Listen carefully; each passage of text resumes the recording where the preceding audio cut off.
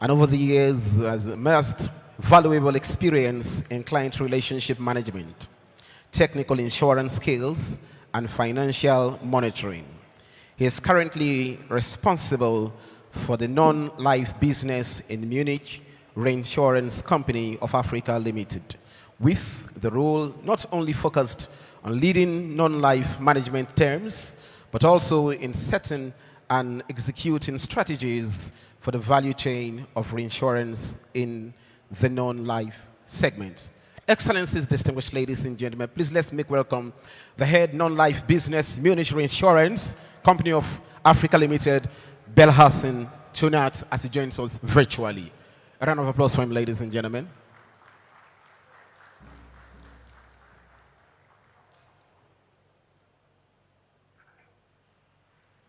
You can come up, sir. Thank you, MC, for the gracious introduction, and I think giving me a sign when you hear me. That's great. So I would start, the presentation would be in English, so that the interpreters are ready, but I will spend a few words to welcome our friends from West Africa and North Africa in French first, and then we'll switch to English. So, Mesdames et Messieurs, je suis heureux d'être parmi vous aujourd'hui à l'occasion du 47e édition de la conférence de l'OA. Je voudrais tout d'abord remercier le comité d'organisation locale et en particulier Madame Nouachopou pour l'invitation à cet événement. Je tiens à vous dire combien j'apprécie cette occasion de pouvoir échanger avec vous, bien que ce soit cette fois-ci virtuellement. Ces échanges permettent de rendre la coopération entre acteurs africains du métier du risque, assurance, réassurance, courtier et agent général, plus efficace. Je vais commencer la présentation en anglais, mais vous pouvez à tout moment après avoir un échange, que ce soit en anglais ou en français, comme vous le voulez. Thank you so much. Ladies and gentlemen, it's a honor and pleasure to be with you today. Thanks to the local organizing committee, and in particular, Mrs. Nwashuku, for keeping us united even virtually. I would start to share my presentation now, and I'm so happy to have the privilege of talking about an important topic today, which is not only relevant for the insurance sector, but also for other industries. And this is, how do we pick up after the COVID-19 crisis to reset for growth going forward? Let me start first with maybe a personal encounter yesterday. I had a breakfast with a friend of mine here in Johannesburg, and my friend comes from Uganda. His wife is from Kenya. My wife is from Tunisia. I am personally half Tunisian and half German. And at the end, he told me one saying from Uganda, and maybe the delegates from Uganda can confirm me. He said, "You will always enjoy the food of your mambel unless you start traveling." And therefore, I would like to take you today with me to travel around the world and see how can leaders of insurance company reset the economies for growth. On the agenda today, I would like to see what is this new normal, this new world which is around us. Secondly, I would say, what are the successful traits or the traits of successful leaders in the future to master and navigate their companies around this changing world? Number three, I would like to give you a personal opinion on what are the trends which are, I would say, impacting our insurance industry and how we want to manage this. Number four, unfortunately, we are dealing with pressing and everlasting problems, and how could be our response to that? And number five, I would like to share with you how we insurance company could be the vaccine of our economies. I believe here the white brigade, as I call them, the doctors and the nurses, they have done a lot for our populations in the last 18 months. And in return, it's our turn now as insurance professionals to do our job to take our economies to the next level. Finally, in a summary number 6, I would like to share with you a personal view of possible ways forward. Firstly, I gave it a bit a provocative title actually to this slide, which is we need to feel comfortably uncomfortable.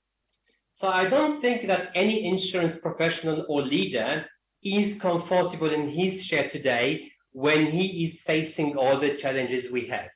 We are not talking about insurance only. We are talking about many other problems. And that's what makes us a bit uncomfortable. But in order to raise the bar and in order to succeed in this space, we need, despite all factors, to feel very comfortable in our uncomfortable chair. I will share with you some of the challenges. So if we start, for example, with the deglobalizations, I think when I was at university, we always talk about globalization and the world is a small village and internet is bringing us together. Yes, this is true. But what we have witnessed in the last 18 months in the COVID crisis, that many countries become very internal focused, and it's a kind of a trend of deglobalizations. Because if you are dependent from imports from other countries, all of a sudden you wouldn't be able to have these goods to serve your population. And this brings us to rethink, should we restructure supply chains, moving from a global world to more source it locally, have local supply chains in order not to be dependent in case of interruptions. Climate policy is another big issue, and we have seen the pressure we have and I would say the must of actions which we need to do in order to perceive our planet. But this is not a pressuring topic. It's also an opportunity, and we will see how we African can live up to this. What is the role of government? And I think later in the presentation, I will share with you some government interventions in the COVID crisis and how it varies vastly from one country to the other one. The power shift from east to west, from America to China, what would be the impact of that? I think geopolitical tensions or political problems, unfortunately in Africa, we haven't witnessed it maybe 1 year where we haven't had some political changes or political tensions. And maybe in the last 8 to 9 weeks, we have witnessed civil unrest in South Africa with maybe the highest bill of insurance or losses on the GDP. The estimated loss of our GDP will be 1 percentage points of growth less than before the social unrest in South Africa. This is a tremendous impact. Political changes is happening everywhere. If you look to Tunisia also some weeks ago, my home country, we had political changes and there is an uncertainty what would be the outcome of that. Not later than yesterday evening, I was watching on the TV what is happening in Guinea-Conakry. All these changes remind us that we are in uncertain times, and this is we need to act a little bit differently. To act differently needs also from the leader to be what I call hyper-aware, to know what's going in your surrounding, to be able to take the right decision for the company you are running. And this is maybe, as a Munich Re, we summarize it in a big 4 topics, which we think have the most impact on insurance companies. Executive and leaders of insurance companies today are not only looking to risk assessment, pricing it and selling it. This is not good enough anymore. We need to look around us what other industries are doing, what are the trends of the future, and maybe predict their impact on our industries, to navigate it, to make use of it, but even actually it's an existential need because we might be disrupted by others and we will not exist anymore. And when I say we during the presentation, I do refer to us as, I would call it risk-related industry, not even insurance or reinsurance. So what are we how can we go to navigate through this jungle and contribute and stay more relevant? We do see mainly 4 big developments which might impact our insurance industry. And this is on the left corner in blue, user centricity. I think it's mainly known for you. How can we offer our insurance clients an Amazon-like customer experience? With one click, I get a product when I need it, as I need it, and how I need it. The second topic, which is also making a big impact on our industry, is on the orange corner there, which is a connected world. We live in a world of IoTs, Internet of Things. Everything is connected. How do we use this to our benefit? How can we make the best out of it?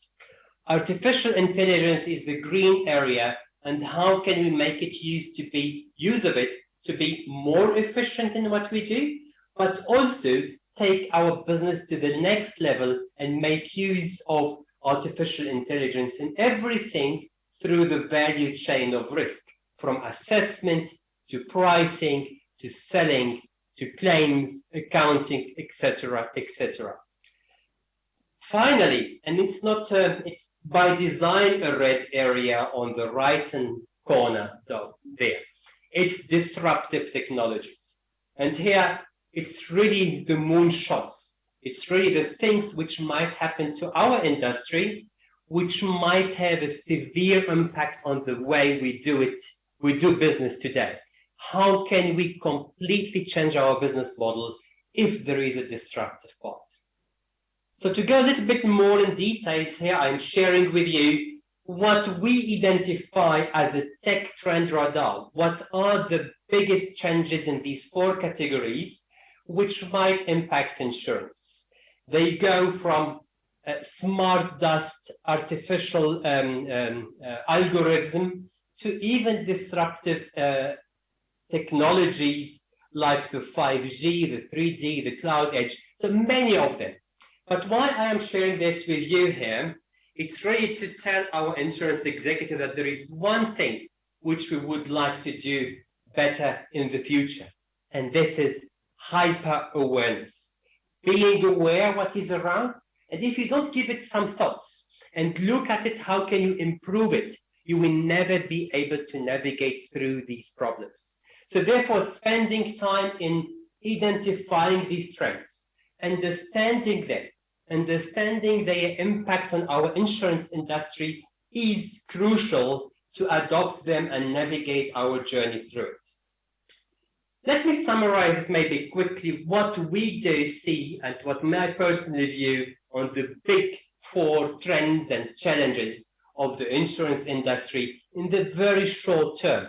When I say short term, is 1 to 3 years.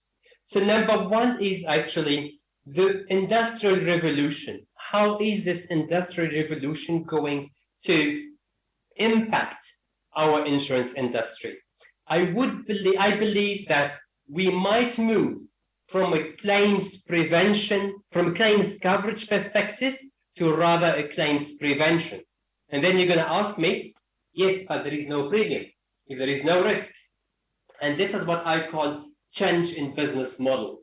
We might not maybe get a premium, we might get a prevention fee.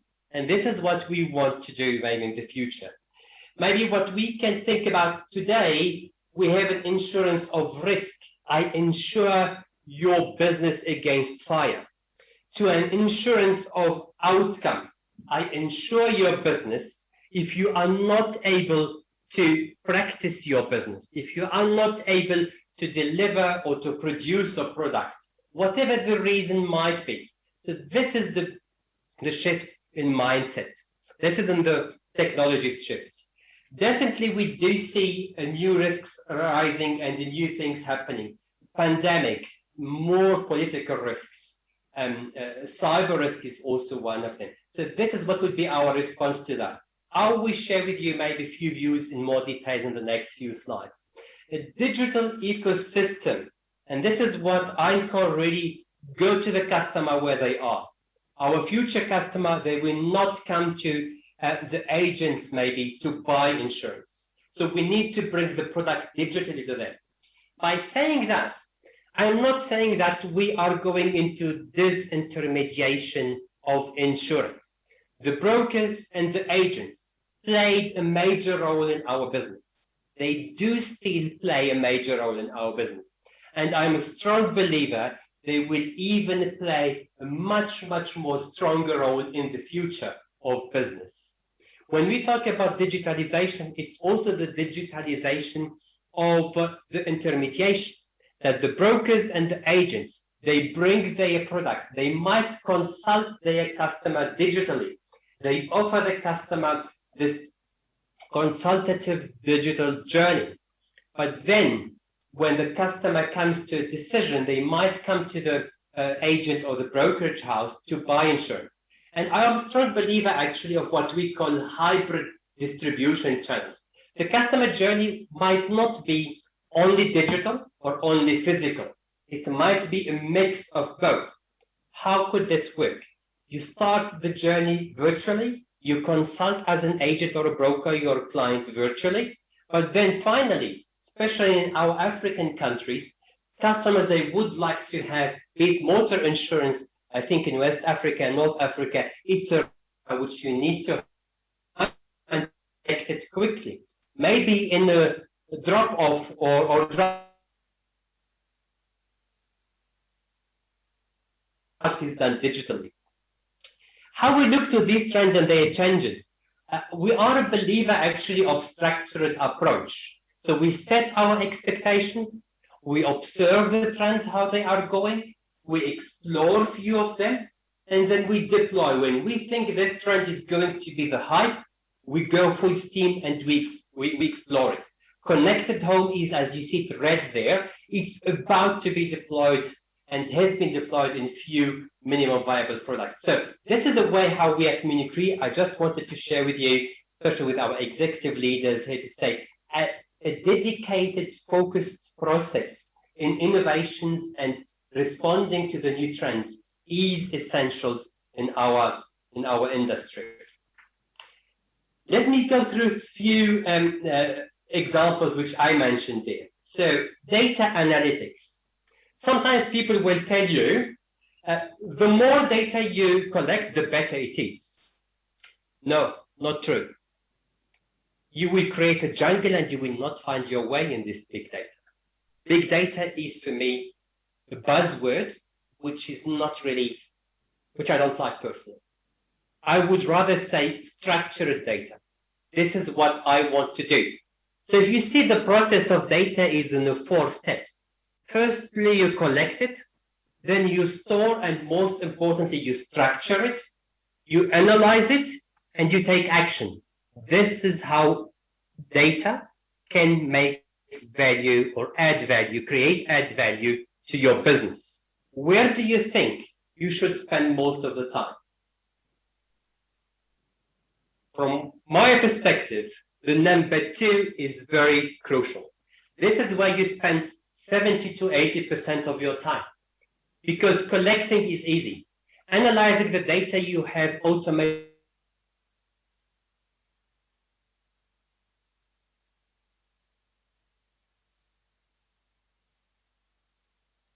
especially finding it afterwards, is very important.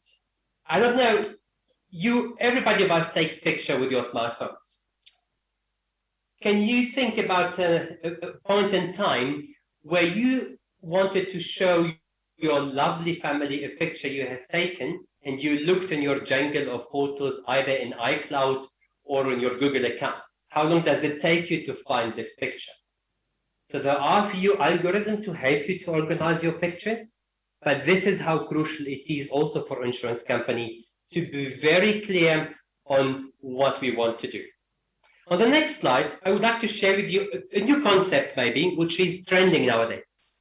I think all of us, we came from this strategy era of balanced scorecards, KPIs, key performance indicators. How do you make sure that our teams are performing and delivering on our targets? But if you would like to enter into a new world of new trends and what might happen, there is a huge uncertainty which is linked to it. Therefore, being agile and able to navigate through these uncertainties are the major traits of a successful leader of the future. How can we navigate our journey through these uncertainties. And this is really what we call here the OKRs. What are our OKRs? This is running a business with a target to be not KPIs, not how many policies you sold, but objective and key results. My objective is to have a smooth and seamless customer journey. My key result is covering or maybe filling in the insurance gap.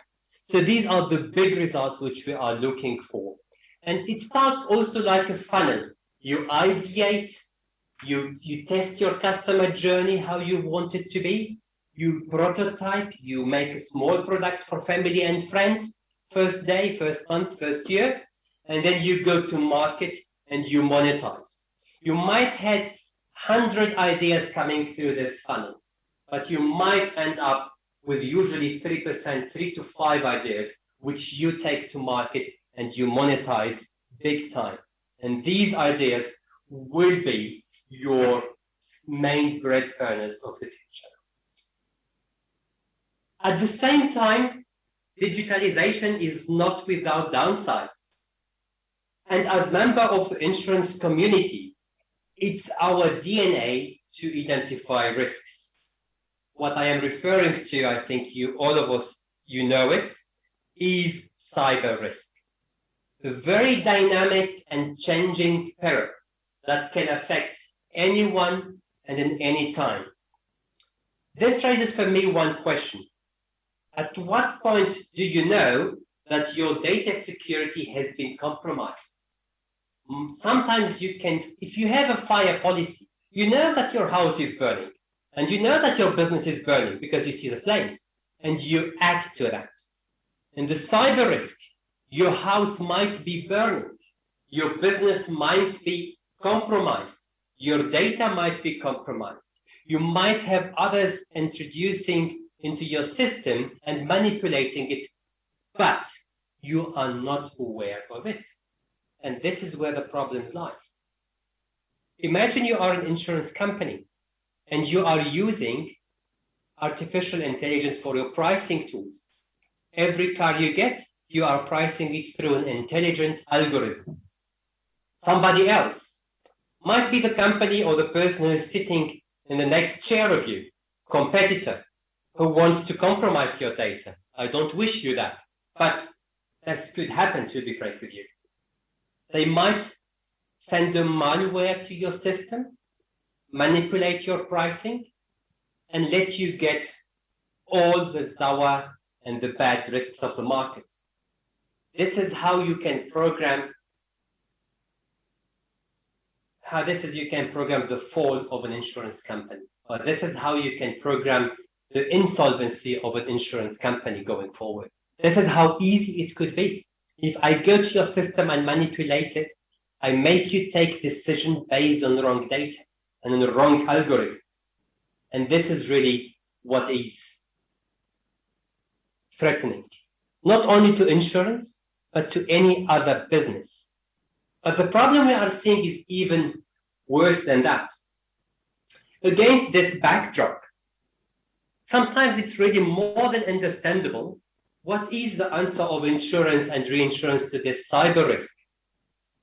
Usually what we have heard in the last maybe 5 years, 3 words: avoid cyber risk, exclude cyber risk, ignore cyber risk. Really? Is this really the way how we insurance professionals want to contribute to the economy? I don't think so. I believe the insurance community has a role to play in enabling business and creating a sense of security for investors. And we believe it's possible to fulfill that role. As Africa's industry and society continue to develop and advance, hopefully to a greater prosperity and stability, I personally, from Munich Re of Africa head office today, would like to encourage insurers across the continent to take up the challenge and help all stakeholders to manage their cyber risks.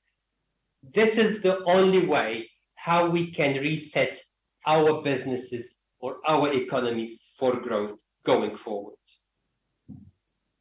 The next topic is about digital platforms. And this is where I shared with you the hybrid nature of our business, or the future hybrid nature of the business. Go to the clients where they are. Your 15 years old boy or girl today, you will not find them in 10 years when they have found a family coming to your offices to buy insurance. They will do that on in the platforms, be it Snapchat or whatever, I don't know. But we need to be ready to go where our clients will be in the future.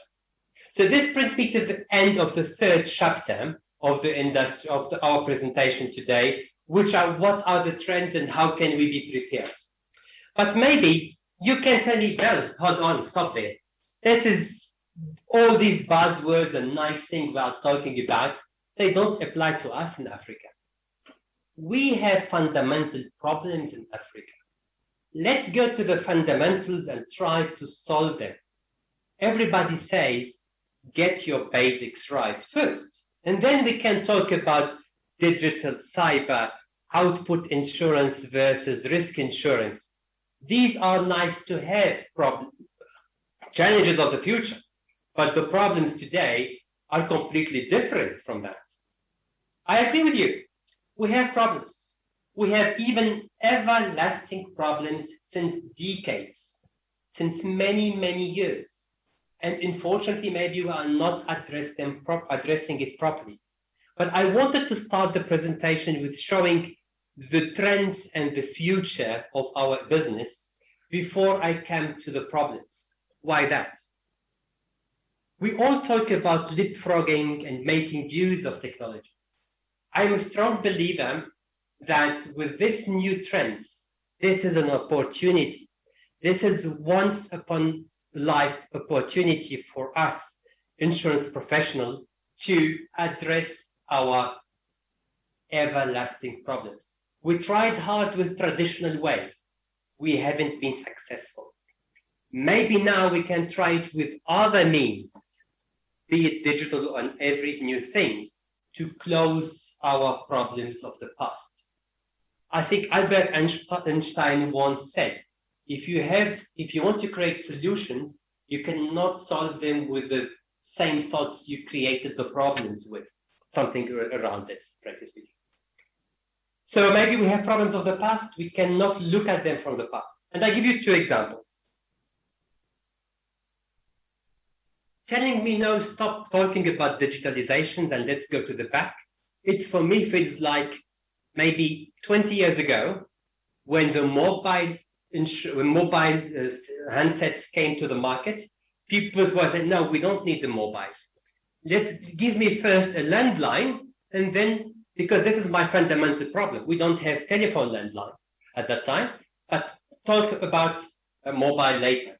No, we skipped the landlines and we went to the mobile. Second example. Also, 15 years ago, I think, in Kenya, Safaricom, they introduced M-Pesa.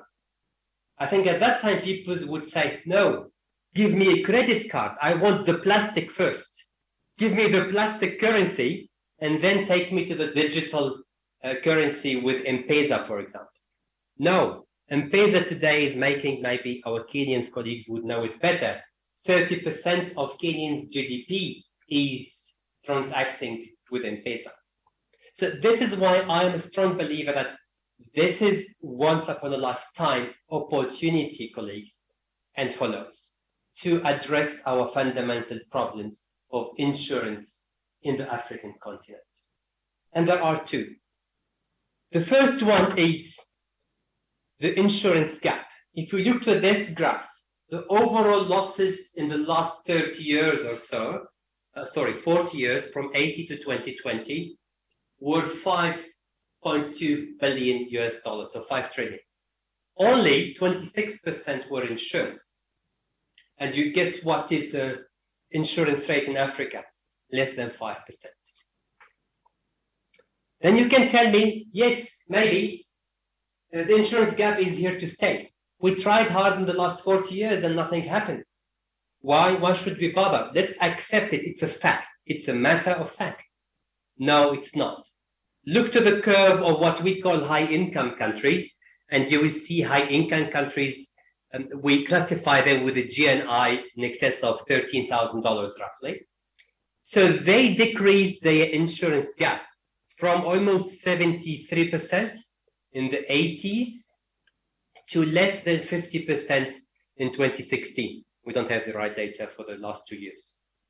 So it has been done. It's possible. What is our curve in Africa looks like? So this is the curve of the low-income countries, where unfortunately most of our sub-Saharan countries belong to this curve. And this is how you see. Have we done anything? No, we haven't.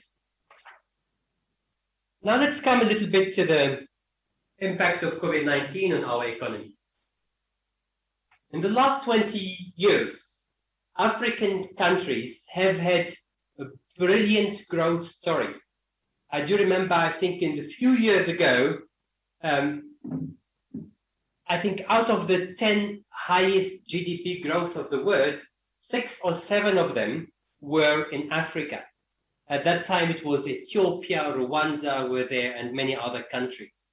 Where are we today? So look to the red. This is the impact of COVID-19 on the GDPs. And usually after a big drop, you expect a big reset afterwards. Let's see UK, for example, is a good example there. They roughly lost 10 percentage points of growth. This is what is expected of GDP in the year 2020 to 20. Red is 20. In 2021, this current year, they expect to rebound by 7%. Where are we in sub-Saharan Africa? We are losing minus 4% roughly. That's the last one, the last facts. But remember, UK is coming from maybe 1% growth to minus 9. We in Africa, in many countries, we were expecting growth around 4 to 6%. So we also lost plus 4 to minus 4, 8 percentage points. But the rebound is not as other countries. What has happened? Why that? If you look on the right-hand graph, for example, this would be what we call the fiscal measures taken by governments to help their economies rebound. And I will tell you why I'm showing this graph. Where is Africa in this graph? We are starting from Mexico, who had maybe 2% or 1.5% fiscal measures or revenue spending to rebound the economy. The US rescue plan is huge, but even Great Britain or the European countries, they spend the double-digit GDP points in rebounding the economy. The only African country showed there is South Africa, and it's around 5% of GDP spent in rebounding the business or the economy. There is no other African country. Why I am showing this graph? Unfortunately, our governments, our economies, our fiscal or revenue structures cannot help us to rebound the economy. We don't have sufficient fiscal means to re-inject into the economy to rebound, like other countries do. And this is, for me, shows the even more importance of the private sector, and we insurers, how can we play our role there? This brings me to the 5th chapter, and you remember in my agenda point, I said, how can we be the vaccine of our economies? We as an insurance or risk business community, how can we be the vaccine of our economies as our white brigades, nurses, doctors, medical healthcare workers have supported our loved ones in the last crisis, in this current crisis actually of COVID-19. Everybody has a role to play, and we all want to contribute. This map shows actually even we can partner with the governments in terms of a public-private partnerships to reduce the insurance gap. Unfortunately, the map of Africa is not very green. We have a handful of initiatives. We have maybe the African risk capacity, which is now expanding to some few more countries, yes. We have in Algeria a good functioning earthquake pool, the asset. Morocco has also put in place last year or 2 years now, since 2 years, a good catastrophe pool, but we haven't seen more initiatives. So this is my plea also to the government, to the regulators, to the Insurance Association of Africa.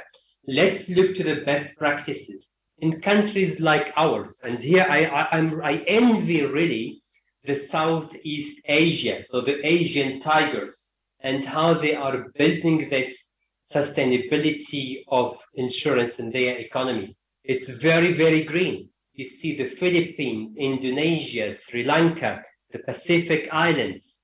There are very good examples there which we can easily replicate in Africa. It needs a government willingness. It needs from us insurance professionals to be more proactive and looking really far beyond what we can do today and tomorrow. Let's have a vision. And really, I salute the Moroccan government and the Insurance Association of Morocco. They worked hard. It took more than 10 years, maybe. I do remember personally the first thoughts and ideas about the Moroccan pool back in 2009, 2010.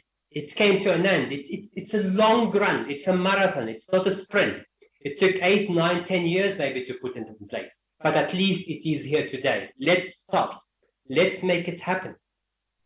Then I would like to share with you also maybe other 3 points where I do believe that we insurer, we can make a difference. And the first action I would like to highlight is social impact, an area where we as members of the risk carrier community can make major contributions by providing targeted solutions that support social development initiatives and shield stakeholders from catastrophic risks. Insurer can enhance resilience and help lift people out of poverty on a long-term basis. I can make reference to a very good book which I read a few months ago in South Africa by Bonang Mohale, who said, "Lift as you rise." Insurers, let's not look to our balance sheet and the shareholder return we want to make this year. Let's have a social impact on our communities. And this is how we want to see insurance being perceived by our communities going forward. Lift as we rise. As we want to increase our earnings per share and shareholder return, let's lift other stakeholders and lift people out of poverty on a long-term basis. The second field of action is infrastructure. Across Africa, we see different infrastructure gaps and needs. In the public sector, investments are required in power, transportation, as well as education to equip workforces with critical skills.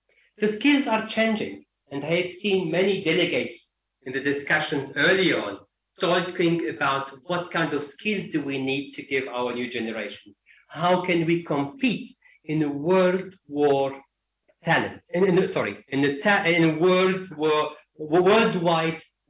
of talents? With these new ways of working, people in Lagos can easily work remotely for an IT company in the US or Europe, and maybe they can get also paid in US dollars or euros. So we are not competing against the next door company or the next industry in Lagos.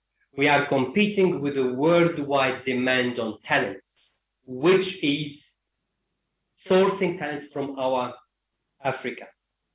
And I think I should not tell you what is happening in South Africa. We have a huge brain drains. Our doctors, nurses, engineers, actuaries, risk management professionals, almost every job is asked for its qualifications in Europe and Canada and New Zealand, Australia, America, everywhere in the world. So this is the war which we have.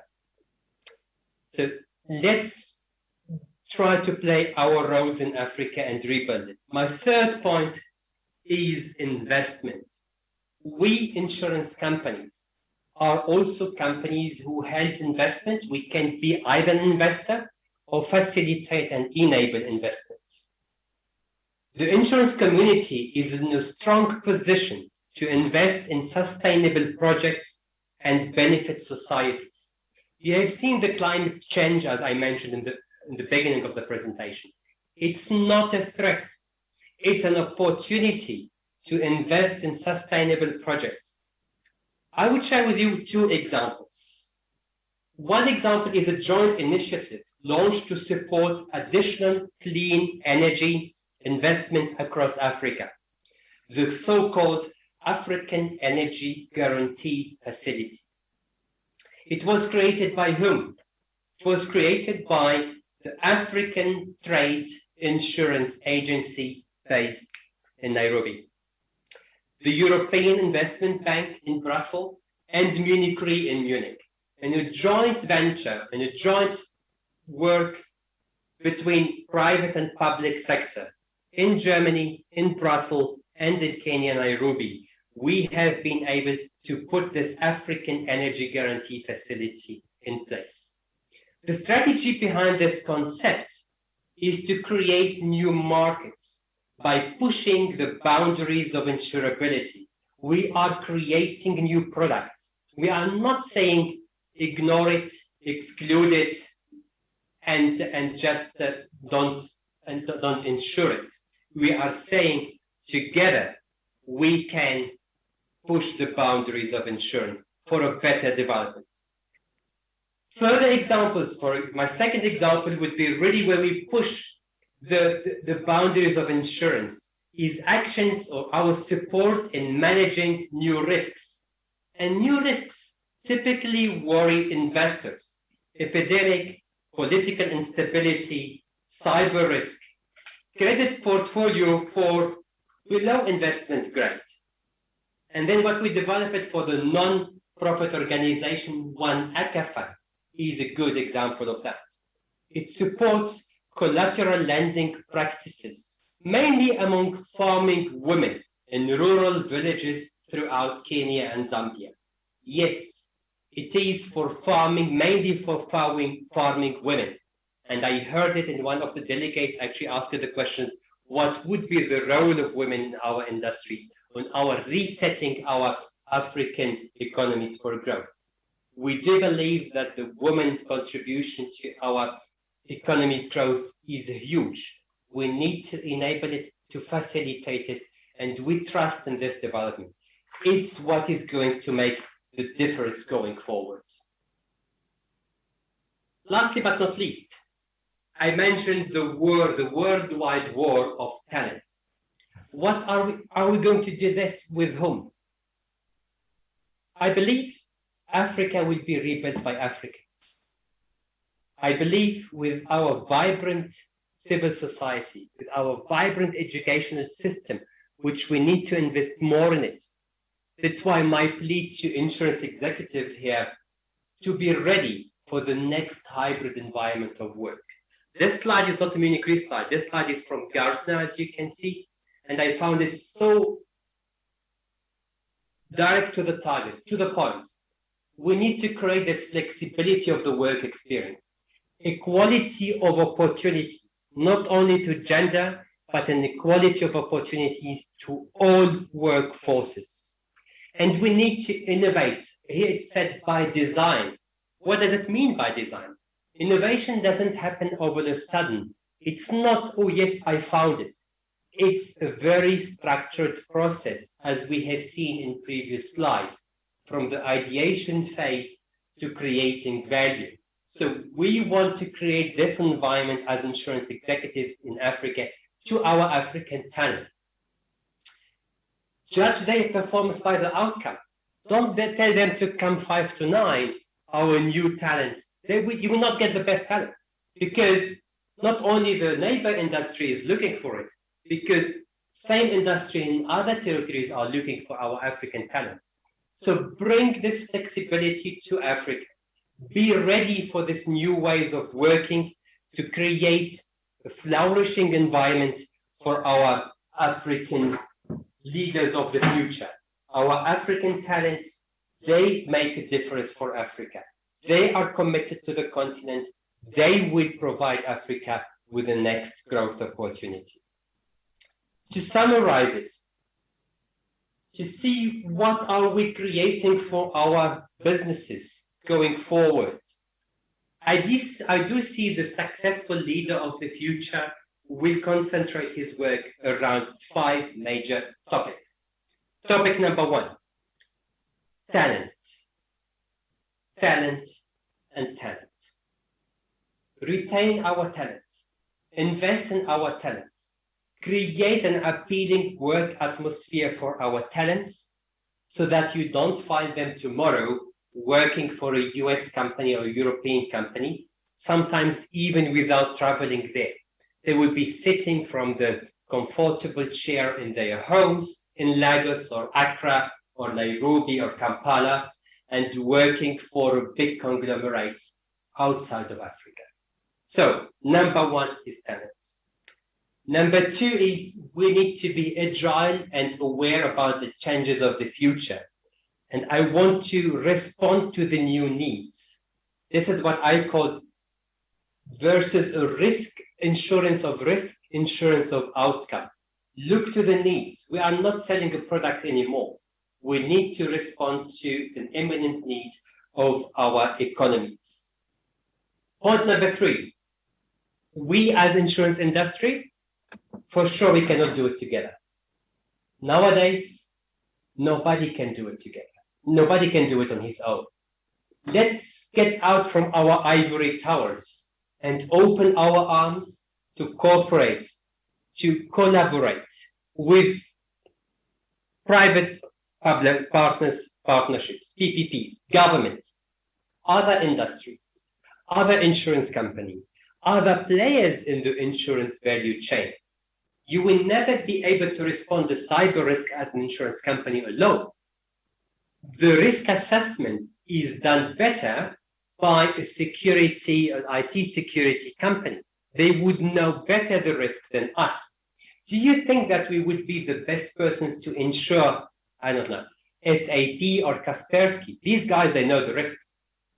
We need to play our roles, our financial roles, but not blindly. We need to incorporate new métiers, new jobs, IT security jobs into our business. We need to open up to other industries in order to make this happen. Point number 4, embrace change. Technology and digital are a game changer. I couldn't really repeat it enough in today's presentation. I said we have once in a life opportunity with this digitalization to leapfrog our insurance problems, our problems of the society in South Africa, in Africa, not only South Africa. This is once in a life opportunity. Point number 5, look to the challenges, to the where can we change our economies completely. Climate risks are increasing and the whole world is aware about its importance. If you look to the Paris Agreement, if you look to all the changes happening everywhere in the world, let's grab this opportunity. We in Africa, we have not produced the CO2 emissions in the last 50 years, at least only a minuscule part of it. But we might be, or we should be, part of the solution to the climate risks. This is our opportunity to diversify our economies. This is our opportunities to be maybe less dependent from minerals, from what many African economies are dependent on. So look to new ways of doing. I think it's worth maybe another presentation. What are these climate risks opportunities? And I just name maybe 1 or 2. So hydrogen, for example, is the next source of energy. The second topic is CO2 capture. How can we capture the CO2 from the atmosphere and reduce its impact? So all this does require new technologies which we can invest in and we can be the pioneers of it. We can do it. Ladies and gentlemen, these are the fundamentals for Africa to achieve the bold vision, which is not set by myself. We had a bold vision set by the African Union Commission. And what does it say? What Africa do we want to have? We want to have an integrated, prosperous, and peaceful Africa, driven by its own citizen and representing a dynamic force in the international arena. I couldn't really repeat it more. It's driven by its own citizen and representing a dynamic force in the international arena. Ladies and gentlemen, as my presentation draws to a close, allow me to recap the following points, and I will be more than happy to take questions afterwards. Africa is evolving socially, commercially, and technologically. We can leapfrog these technological advancements, and the insurance community can support positive development by pushing the boundaries of insurance.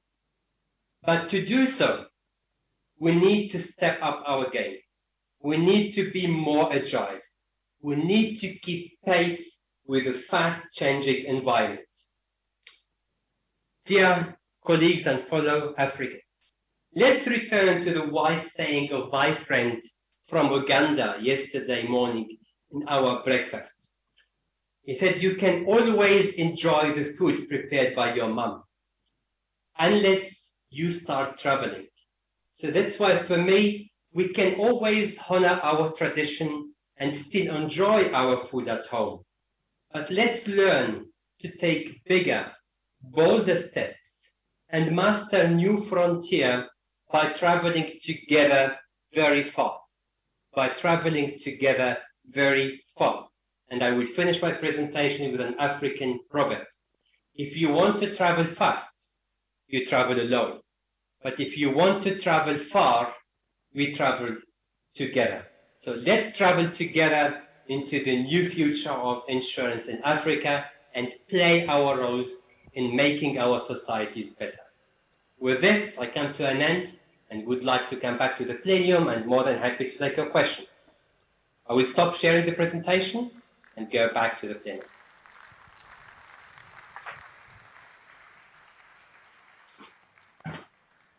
Thank you very much. Belhazen Tunat, Head Non-Life Business Monetary Assurance Company of Africa Limited. Merci beaucoup pour votre présentation. We're now going to take questions. Our ushers are around. You can please indicate. Si vous avez des questions à poser, vous êtes à liberté maintenant.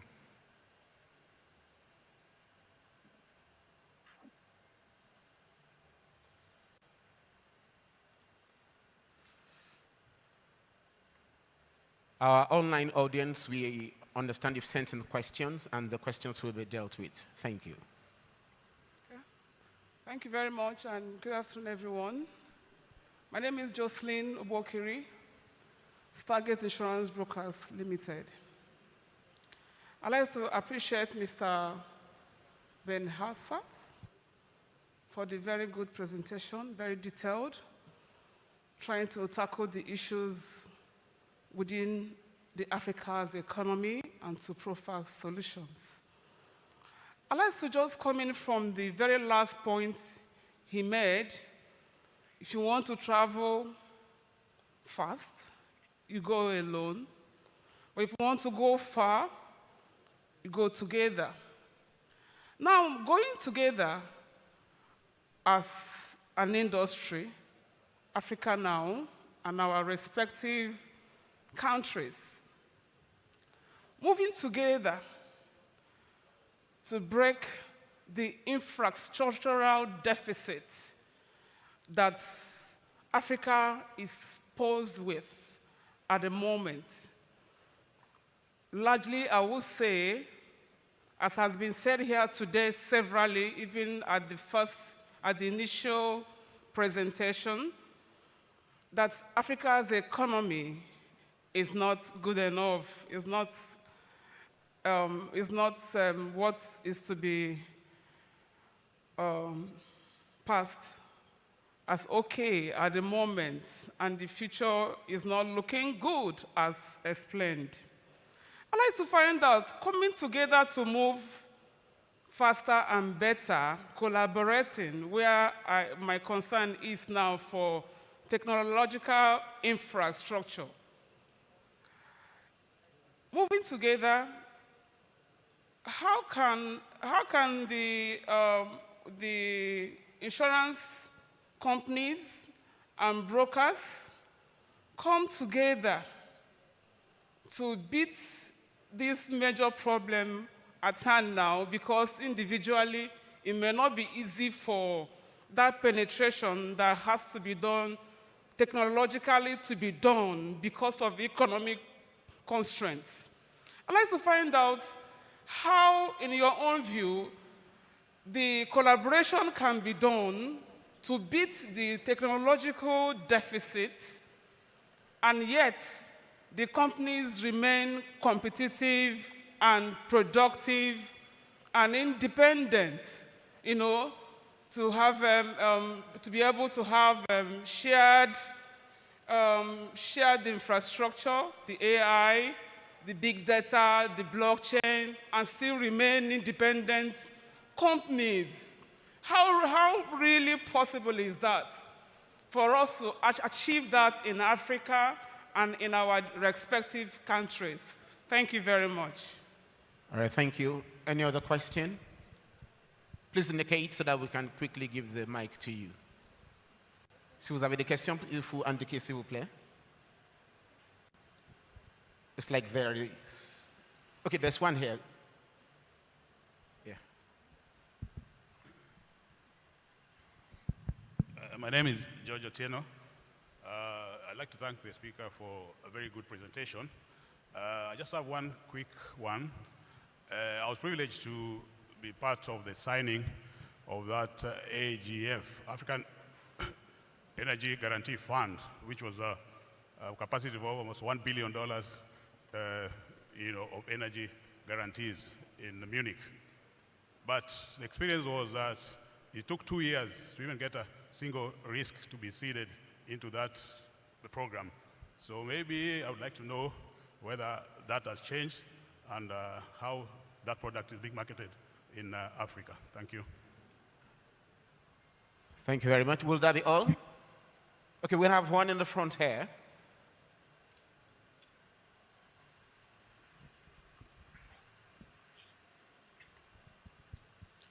Thank you for your presentation. I'd like to draw the example you raised about Morocco and possibly to give us some more detail on how Morocco was able to achieve what they've done, because you use them as an example for the African continent. And we here in Nigeria want to see whether that example could possibly help us navigate the collaboration you are so much expressing to us to do as a continent. So maybe you could share a bit more about what happened in Morocco. Maybe that would help us gain some perspective. Thank you. Okay. Will that be all? Saseratu? Okay. Okay. There's the last hand raised at the back there. Yes. Yeah, thank you very much. My name is Wale Kadri. I work for AIO Insurance. Yeah, my question is around cyber risk insurance.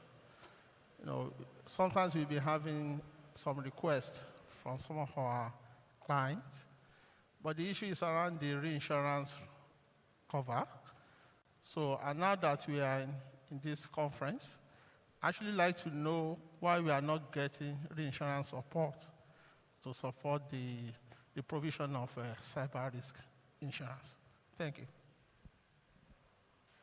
Okay, thank you very much. I guess we are done with the questions. All right, so the floor is yours now, sir. Thank you, MC. Let me start with Jocelyn and her question about the technical deficit in the infrastructure of our insurance companies in Africa, and how can we come together to bridge this gap. I fully agree with Jocelyn to say bridging the gap of technical deficit is an expensive investment, is something which you need to be done on a bigger scale. I'm not saying global scale, it's on a bigger scale. Unfortunately, in Africa, we have maybe too many players with small insurance companies writing few dozen of millions of dollars of premium. Do we expect from each and every insurance company to have their own technical investment in artificial intelligence, in IoT, in algorithm optimization? I don't think this would be the case. It's not feasible. So the idea is really to come together, be it on association level or elevate it maybe at a global player level. So I think the reinsurers in Africa, and Munich Re of Africa is one of them. I cannot name all of them now. We have Africa Re, Waika Re, Tunis Re, many reinsurance companies who can play the role of an aggregator together to provide technological advancement to the local insurance companies. So this is one of the idea, but it's definitely worth that we come together and to find how can we join forces in order not to each and every one of us invest a little bit, and it's never enough, so that we have a big investment which we can share the benefits of it afterwards. So this would be my answer to the first question. The ARC, the African Energy Guarantee Facility, which was put together 2 years ago, it's very true that in the beginning we have had difficulties to launch it and to make risks to that. But why that? It brings me back again to our collaborations. I think it was a very brilliant idea in terms of technicality, in terms of putting the fund. It's a $1 billion funded European by the European Investment Bank, and it's something which we can put together there, but it's not used. And this is why maybe, I think in my opinion, it's failing on the distribution side, on making people aware it does exist, and making people aware that they can actually join this and benefit from it. So this is really, I say, I don't expect Munich Re or the European Bank to be the best sales forces or distributor or channels of distribution of this product.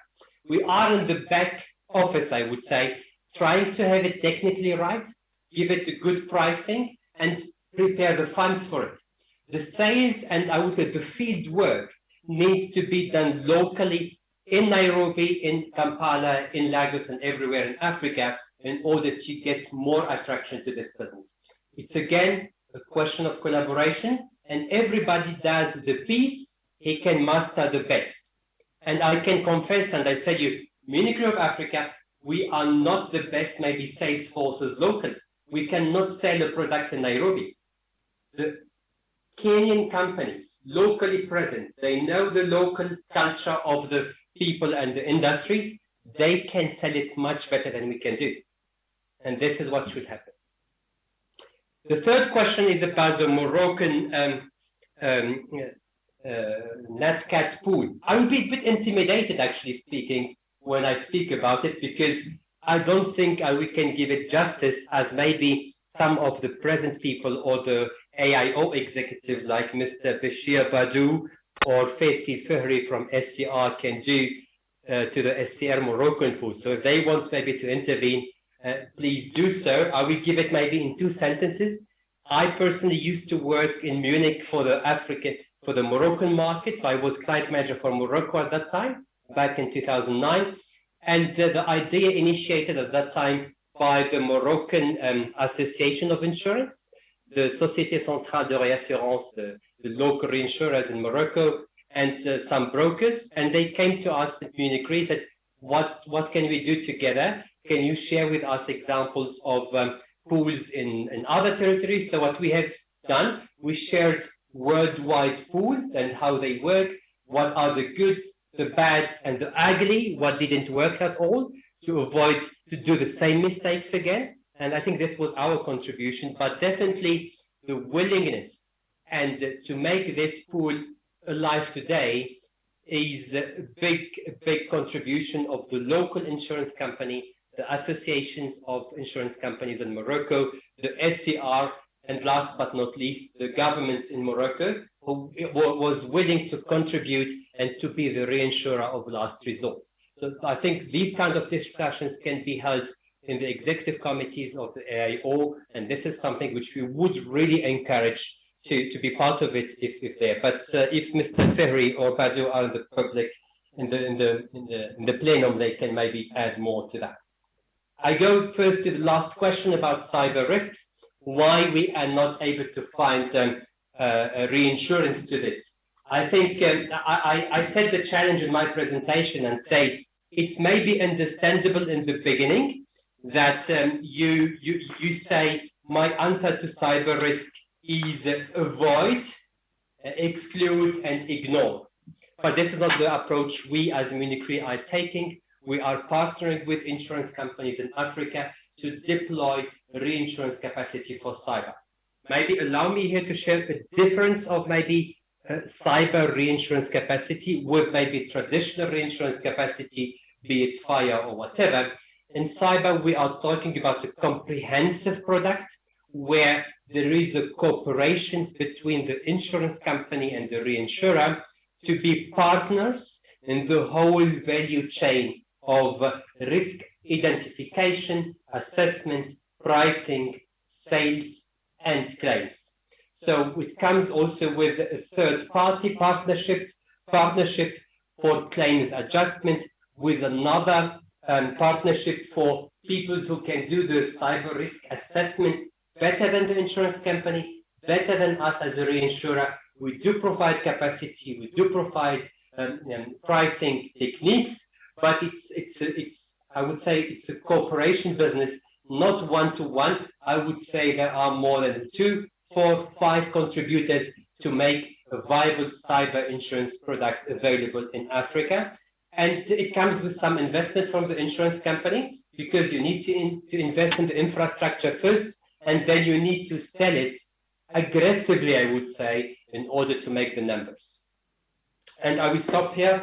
Back to you, Mr. MC. And if one colleague from the Moroccan market wants to comment, I would really appreciate this.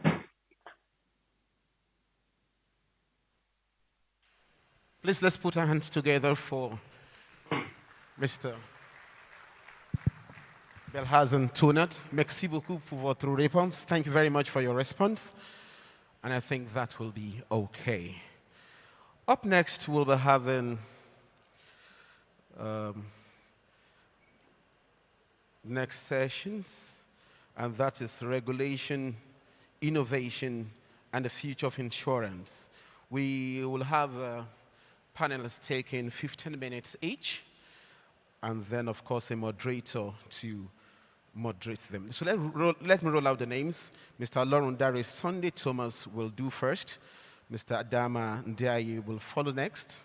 Mr. Karim Diara Suba will follow next, and Mrs. Grace Muradikwa will do, and then it will be moderated, of course, by Dr. Abiba Zakaria.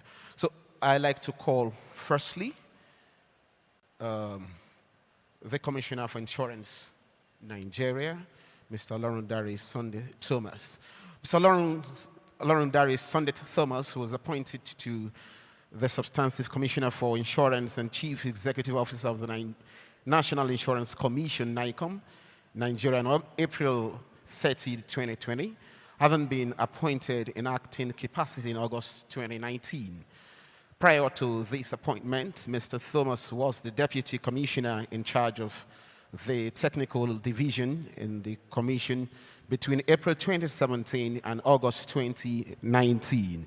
He is a thoroughbred insurance professional with vast knowledge and experience in underwriting, regulation, and hands-on management of human and material resources spanning over 4 decades uninterrupted.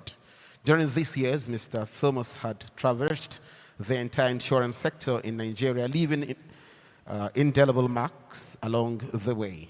It is instructive to note that Mr. O.S. Thomas as widely known as Director General of the Nigerian Insurance Association, NIA, between May 2010 and April 2017, brought his experience to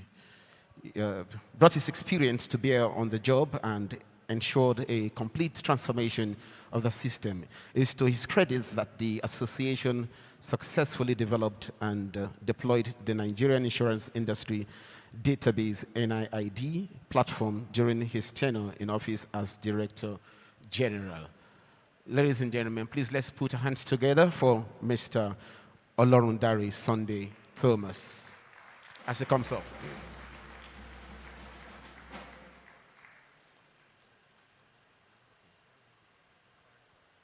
Okay. Because of time, we wouldn't be able to read all the profiles of everyone. So I will implore that as you call you just join the Commissioner for Insurance. And unfortunately, we'll be doing 10 minutes. I'd like to call up next Mr. Adama Ndiaye, General Manager, Société Sénégalaise du Réassurance. Please join us up here. And to join us also is Monsieur Karim Diarasuba, General Manager, Campaign Commune de Réassurance de l'État membre de la CIMA. A round of applause for him too as he joins us up here. And to join us too is the Commissioner of Insurance and Pension Commission, Zimbabwe, Dr. Grace Murasiwa. A round of applause for her as she joins us too. And to moderate the session is Dr. Abiba Zechariah, Group Chief Operating Officer, WICA RA. A round of applause for her, ladies and gentlemen, as she comes up. I'll be presuming that those who are not here are joining us. Okay, will be joining us, okay, through Zoom.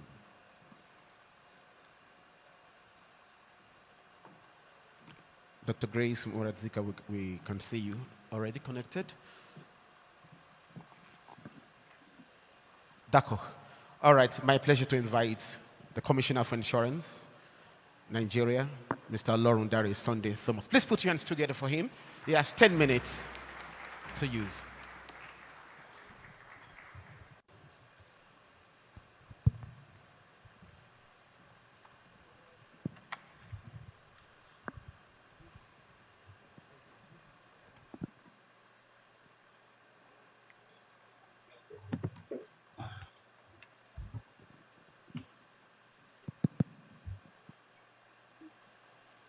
The President of the African Insurance Organization, Commissioners for Insurance, here present, past and present, from all the jurisdictions, members of the Council of African Insurance Organization, the chairperson of the session, my colleagues on this side of the floor. I have no presentation as we have known it to be, because we are talking of a shift. But I will quickly say that Bel Hassan has given us a lot of food for thought. So I will leverage on that, and that is to look at the profile of the insurance sector, look at the activity center within insurance business, as it were, and begin to look at areas. What are the pain points that we can begin to deploy innovation? Then we will now look at the role of the regulator in ensuring the future of our market. Now, if you look at the insurance business as it were,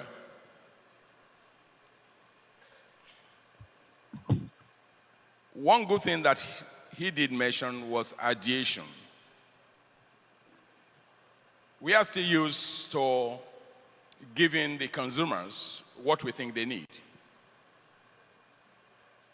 But of course, ideation will tell you that you have to follow what the consumers want. And by this, I'm saying that looking at our research and getting to meet the consumers at their point of need is one of the areas that we need to really work on. To a very large extent,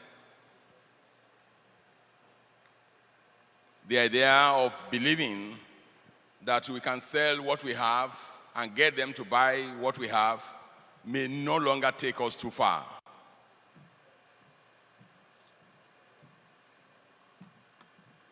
Technology has assisted in mobilizing data, analyzing the data, and using the data to create the need that our consumers will be familiar with. Now looking at regulation, innovation, and the future of insurance.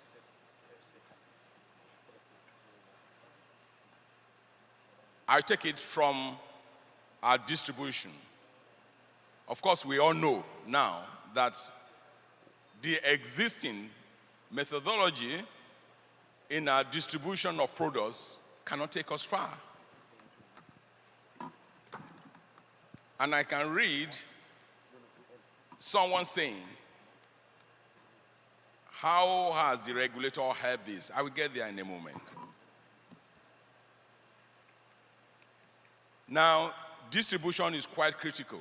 No matter how beautiful your research, no matter how beautiful the products that came out from the research, if distribution is not effective, it will not deliver value.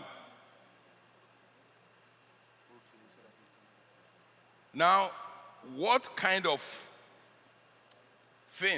products do we need to come up with that will address the needs of our consumers?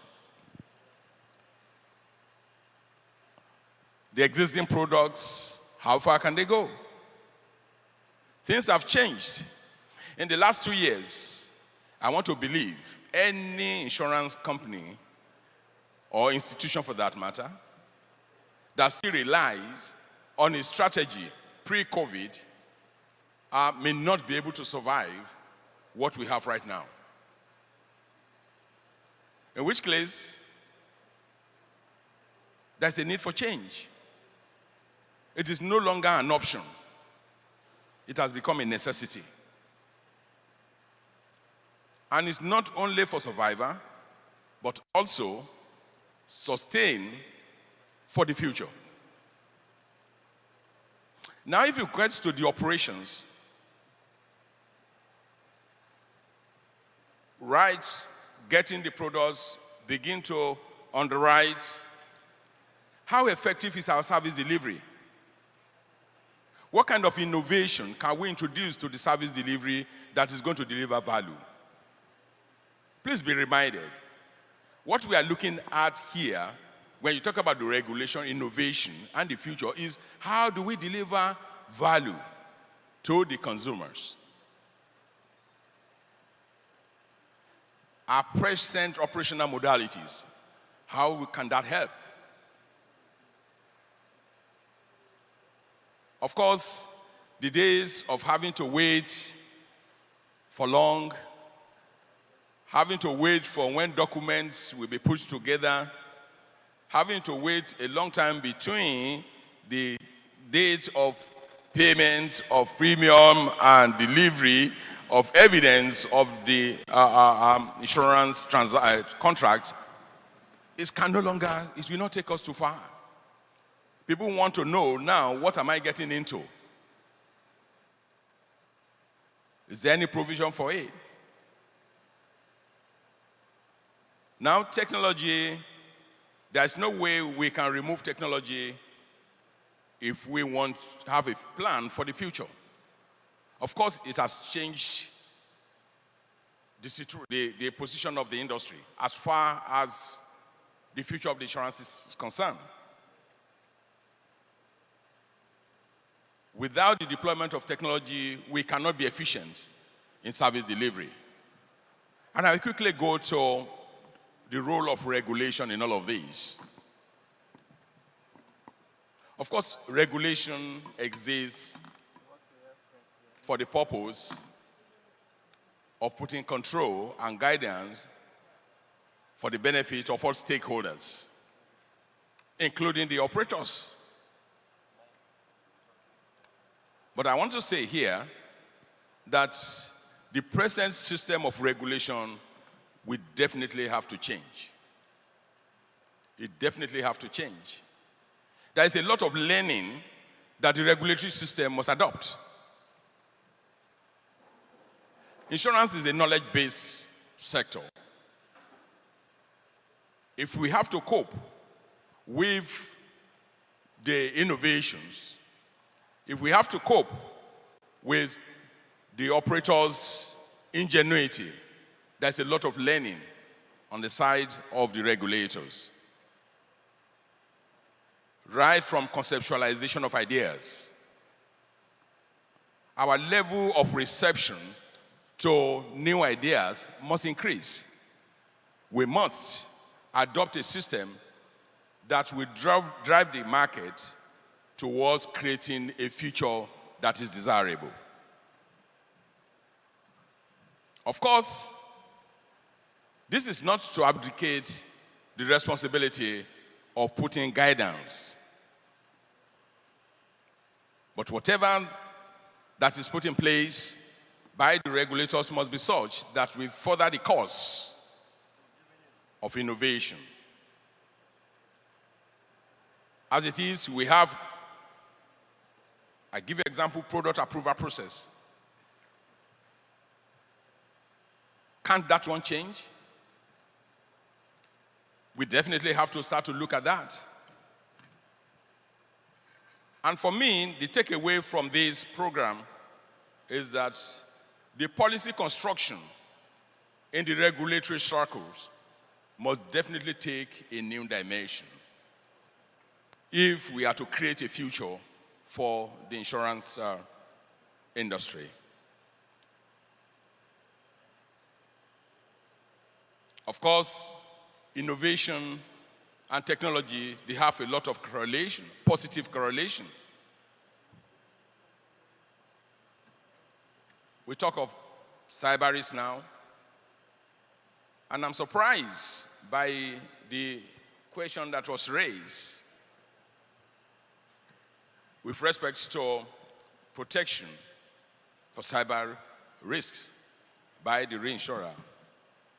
I want to believe that issue of information shouldn't be a challenge, because we cannot run away from the fact that the benefit of technology has come with the challenge of cyber risk.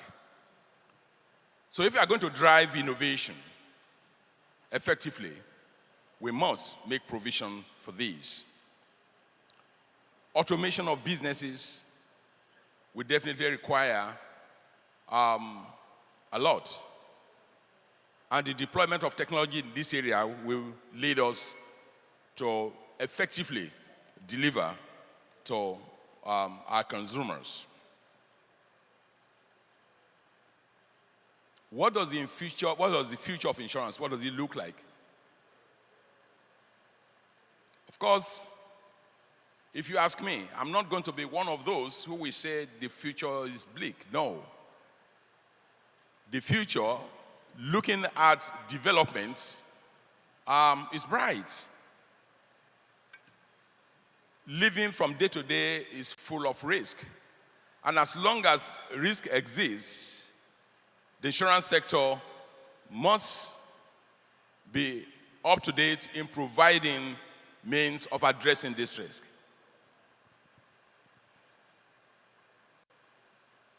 Claims methodology can no longer be what it was. Technology has assisted gathering information, and you don't need to wait for 90 days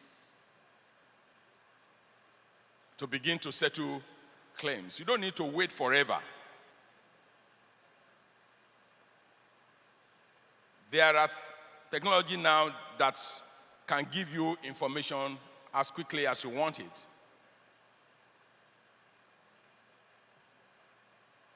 I also want to say that for the African markets,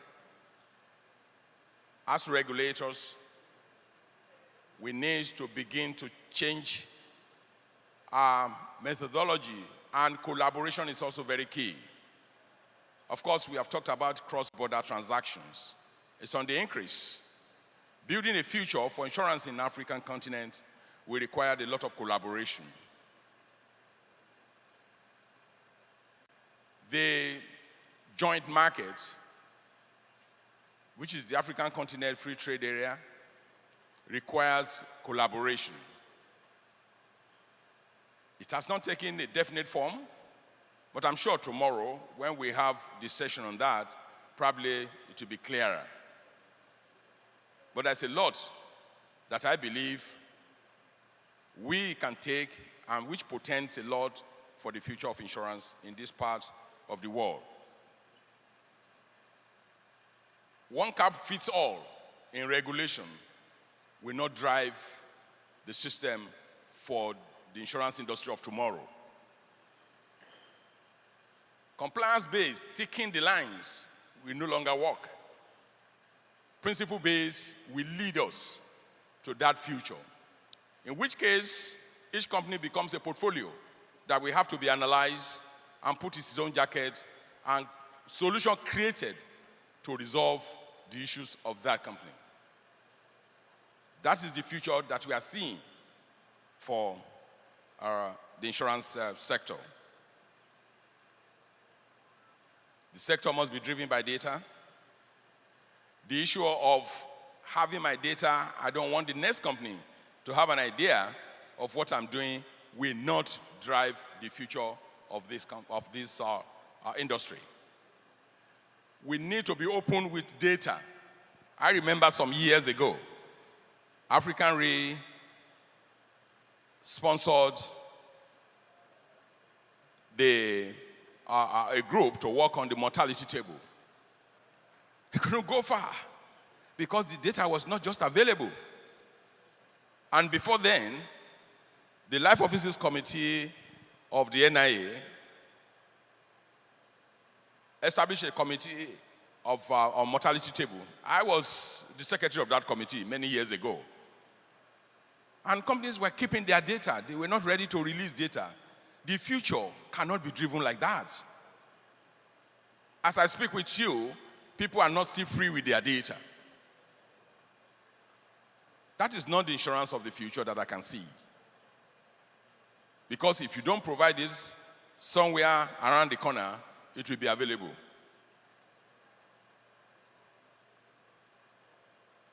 The chairperson, ladies and gentlemen, it is important for us to know that any company that refuses to innovate now may not be able to survive the present. I'm not even talking of the future. May not be able to survive the present. And the regulatory body that we want to regulate the sector pre-COVID, the way it regulates pre-COVID, if it wants to regulate post-COVID, will not be creating a future for our industry. At this point, I will raise my case while we wait to add on as the session proceeds. Thank you very much.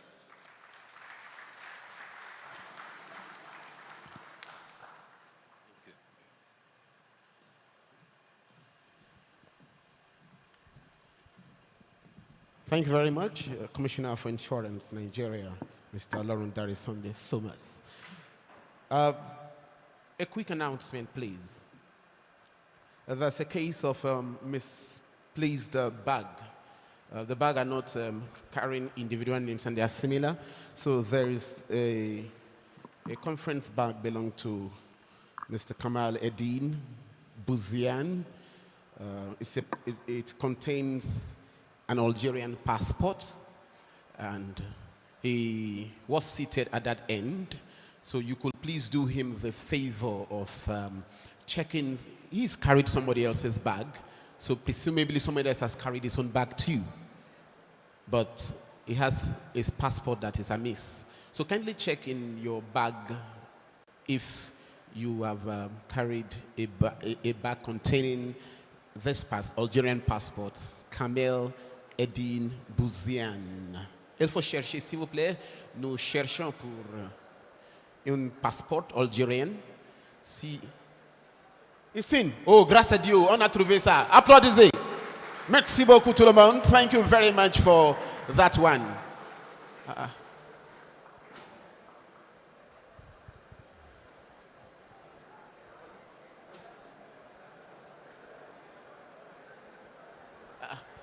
And somebody was telling me Nigeria is a failed state. For where? Thank you very much. Merci beaucoup. All right, Excellencies, distinguished ladies and gentlemen, we want to invite now the General Manager, Société Sénégalaise de Réassurance, Mr. Adama Ndiaye, to please come up. Is he joining us virtually or is here?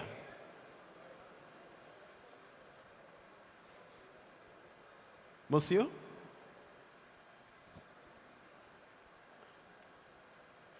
Okay, she isn't to come up yet, but if he's not ready, then she will come up. Merci beaucoup. Okay, vous êtes là maintenant? Oui, je suis là maintenant, je crois. Please connect him, he's here. OK. Merci beaucoup. Je ne sais pas si je pourrais, en tant que panéliste, partager une présentation. Vous pouvez commencer maintenant. Oui, vous pouvez commencer maintenant. OK. Please put him up. We need to see him. We can't see him yet. We can only hear him. Est-ce que je peux partager une présentation? D'accord.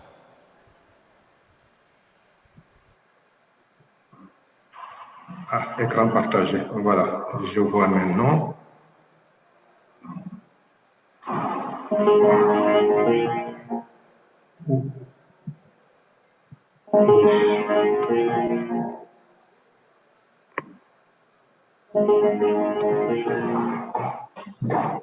Bonjour. Donc, je crois que maintenant c'est réglé. Est-ce que vous m'entendez?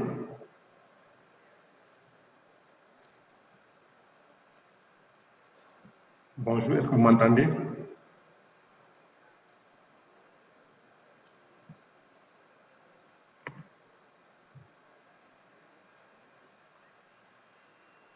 Bonjour.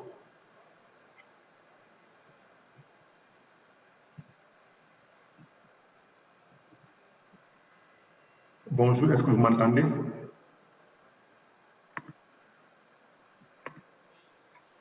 Il faut continuer, s'il vous plaît. Nous sommes avec vous. D'accord. Donc, je voudrais d'abord, à l'entame de mon propos, remercier l'Organisation des assurances africaines pour la confiance qui a été faite donc, à notre personne et à la CNRE, et m'excuser d'abord pour les éventuelles incidences techniques qui pourraient intervenir. Je me connecte depuis Dakar parce que je n'ai pas pu faire le déplacement de Lagos, mais je suis tout avec vous. J'ai la lourde charge d'intervenir dans ce panel pour parler de réglementation, d'innovation et d'avenir de l'assurance. C'est un sujet qui nous passionne et je voudrais structurer ma communication en 4 parties suivies d'une conclusion. La première sera l'occasion pour moi de faire l'état des lieux de l'assurance en Afrique, en quelques chiffres, de montrer en quoi l'innovation peut servir le secteur des assurances. Je ferai ensuite un focus sur la mobile money comme étant aujourd'hui le vecteur d'innovation le plus usité et le plus connu. J'aborderai ensuite les enjeux réglementaires avant de conclure ma présentation. Donc, l'assurance en Afrique, c'est 1,3% des prix mondiales environ, soit 68 milliards de dollars, dont 91% concentrés dans 10 pays. Et dans ces 68 milliards, l'Afrique du Sud pèse pour 70% et le Maroc pour environ 10%. L'Afrique, c'est aussi un taux de pénétration qui est extrêmement faible. En dehors de l'Afrique du Sud, où on a 12,4%, dans la zone francophone de l'Afrique, on a 1,2%, et dans la zone anglophone d'Afrique de l'Ouest, on a 0,3%. Donc, une pénétration à géométrie variable sont les pays ou les zones du continent où on se situe. À quoi est dû ce faible développement de l'assurance? Il y a d'importants défis que nous devons relever si nous voulons favoriser l'accès à l'assurance. Il faudrait également constater que la densité est extrêmement faible, avec une contribution au PIB qui est quasiment insignifiante. Nous avons une image qui est écornée, un potentiel énorme malgré tout. Alors pourquoi sommes-nous en retard? Simplement parce que dans la politique des produits, on s'est plus focalisé sur des politiques d'offres de produits et non sur des politiques de demande de produits en adressant les besoins réels et spécifiques de nos assurés. Donc, nos produits sont inadaptés. Et parfois, les canaux de distribution que nous utilisons, classiquement, le courtage et les agents généraux sont parfois inappropriés parce que incapables par moment de toucher le plus grand public, là où d'autres canaux ont montré leur efficacité parce que ce sont des canaux collaboratifs ou des canaux communautaires. Parfois, dans les campagnes de communication que nous menons, nous nous adressons à nous-mêmes ou à une clientèle qui est ciblée et qui se retrouve déjà dans la classe dite structurée. Donc, nos politiques sont parfois mal orientées, elles ne sont pas orientées grand public, elles sont orientées institutions et parfois elles sont très coûteuses parce qu'elles passent par des médias classiques tels que la télévision, les affichages et parfois la radio. Nous avons également un autre facteur. Quand nous analysons nos offres, les primes sont parfois trop chères, ce qui fait de l'assurance, dans la plupart des cas, un produit de luxe. Et pour la collecte de ces primes, les dispositifs de collecte sont extrêmement rigides. Jusqu'à un passé récent, c'était uniquement soit un versement en espèces, soit une libération par voie de chèque ou de virement bancaire.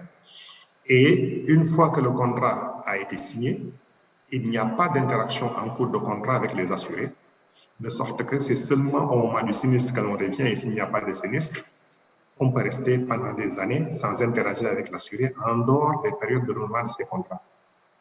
Et lorsque ce sinistre intervient, ce qui est déploré dans tous nos pays, c'est que les délais de règlement sont assez longs et qu'il serait extrêmement important de les raccourcir, et surtout lorsqu'on s'adresse à une assurance grand public. Et quand on parle de service après-vente, il est parfois défaillant, parce que dans la chaîne de production, nous avons parfois des freins, des lourdeurs et des blocages qui font en sorte qu'on ne peut pas être totalement performant. Est-ce des freins culturels et religieux peut-être, mais pas seulement. Alors, pour développer l'assurance, que faudrait-il donc que l'on puisse faire? Il faudrait d'abord que nous puissions amorcer le changement. Et la première amorce du changement doit passer par l'innovation. C'est-à-dire qu'il nous faut définir une vision extrêmement claire, innovante, collaborative et apprenante. Une vision qui est sous-tendue par des stratégies en cohérence avec notre vision et des missions que nous voulons atteindre. Et tout cela doit s'appuyer sur l'innovation. Nous n'avons pas inventé ce qui a déjà été développé. Il faudrait que nous apprenions de nos échecs, que nous puissions tout faire pour réduire les incertitudes. Alors, développer de l'assurance, c'est nous rendre compte qu'il faut piloter le changement. Parce que c'est dans le cours normal des choses. Tout change, tout passe. Nous-mêmes, nous sommes des mortels et nous passerons. Et hélas, ça a laissé plus de traces que les barques ou la barque de la vie où nous glissons sur la mer ou l'océan de la vie, où malheureusement tout s'efface ou finit par s'effacer. Sauf quand on a laissé des traces visibles et indélébiles. à l'instar de ce que certains ancêtres nous ont légué comme les pyramides d'Égypte. Pour cela, donc, il nous faut corriger les tares structurelles que nous donnent les autres. Et nos tares structurelles, en les corrigeant, nous avons 3 défis. Il nous faut transcender les distances, il nous faut réduire les coûts administratifs et il nous faut améliorer l'efficacité des services de back-office. Et je pense que ma participation depuis Dakar, par la magie de la technologie, sans coût additionnel, pour prendre part donc à cette conférence à Lagos, est déjà un bon exemple de ce que nous pouvons faire si nous savons infuser la technologie et en tirer le meilleur parti. L'un des partis, c'est le digital, qui est un formidable accélérateur de croissance, surtout s'il est mis au service de la clientèle. On pourrait développer également sur les apports que le digital pourrait apporter à l'organisation et à la gestion des entreprises d'assurance en évitant certains coûts de développement ou certains coûts de gestion prohibitifs. Et le digital, quand on regarde les slides, c'est à peu près 7,75 milliards d'utilisateurs. C'est surtout un taux de pénétration de 49%. Et à cet égard, il faudrait souligner que en Afrique, même les fortunes sont diverses. L'Afrique centrale est un peu à la traîne avec 21% environ, mais d'autres parties de l'Afrique, telles que les régions sud et nord, dépassent les 51%, là où la région ouest est au-dessus de 41%. Et 4 pays, si nous le regardons bien, figurent parmi les plus forts taux de progression du statut d'Internet en 2019. Nous avons la Tanzanie, qui est aujourd'hui au 7e rang mondial, la Côte d'Ivoire au 15e, suivi du Nigeria, je crois, au 17e, et de l'Algérie au 20e rang mondial. Ce qui veut dire que, pour une fois, nous avons quand même, au niveau du continent, des progrès qui ont été faits, ce qui fait que l'Afrique passe d'un continent sans électricité à un continent digital et n'a pas l'intention de rater le train de la digitalisation et l'utilisation des services qui sont dédiés. Il y a, fort heureusement, dans le secteur qui nous intéresse, c'est-à-dire les assurances, des expériences plus ou moins abouties. Ces expériences, elles ont commencé avec les comparateurs, elles se sont poursuivies par des applications de gestion maladie, c'est l'un des domaines où un certain essor a été noté, et également la mobile insurance est en train de faire une bonne percée avec beaucoup de partenaires et projets partenaires. Des groupes comme des sociétés solo tentent l'expérience. Les startups sont très prolifiques en matière de développement. Malheureusement, l'adhésion des assureurs classiques reste extrêmement faible, peut-être parce qu'on n'a pas pu jusqu'à présent faire preuve de l'agilité qu'il faut pour s'y arriver et pour travailler et encourager les startups. Je dois souligner une initiative que nous avons prise, je crois, c'était en février 2020, en marge de l'Assemblée générale de la FANAF à Libreville. Nous avions organisé, en notre qualité de président de cette fédération, un concours des startups. Nous avions eu plus d'une 50aine de projets qui étaient tous aussi novateurs les uns que les autres. Nous en avions sélectionné une quinzaine, invités à Libreville, et les présentations ont été époustouflantes. Je dois dire que jusqu'à présent, il y a eu très peu de partenariats qui sont nés depuis cette initiative.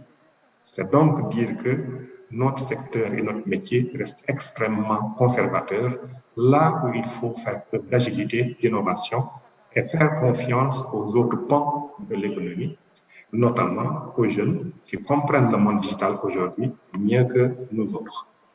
Et pour cela, il nous faudrait tirer profit des formidables outils du téléphone mobile qui est peut-être l'outil le plus démocratique aujourd'hui. Pourquoi? Parce qu'il donne des opportunités pour toucher le secteur non bancarisé, l'informel, l'agriculture, les artisans, les transports et tout les connexes. Et il permet de démocratiser l'accès aux produits d'assurance et de microassurance par le plus grand nombre. C'est vrai que pour y aller, il faudra lever un certain nombre de difficultés qui sont liées à l'écosystème de la téléphonie mobile, avec des opérateurs de téléphonie qui contrôlent un certain nombre de canaux de communication et qui peuvent aider à promouvoir, à vendre. Et il faudrait profiter quand même de l'expertise de ces sociétés de téléphonie en matière de communication. Il faudrait également que nous utilisions les outils tels que les SMS qui ne font pas grand-chose pour communiquer avec les clients.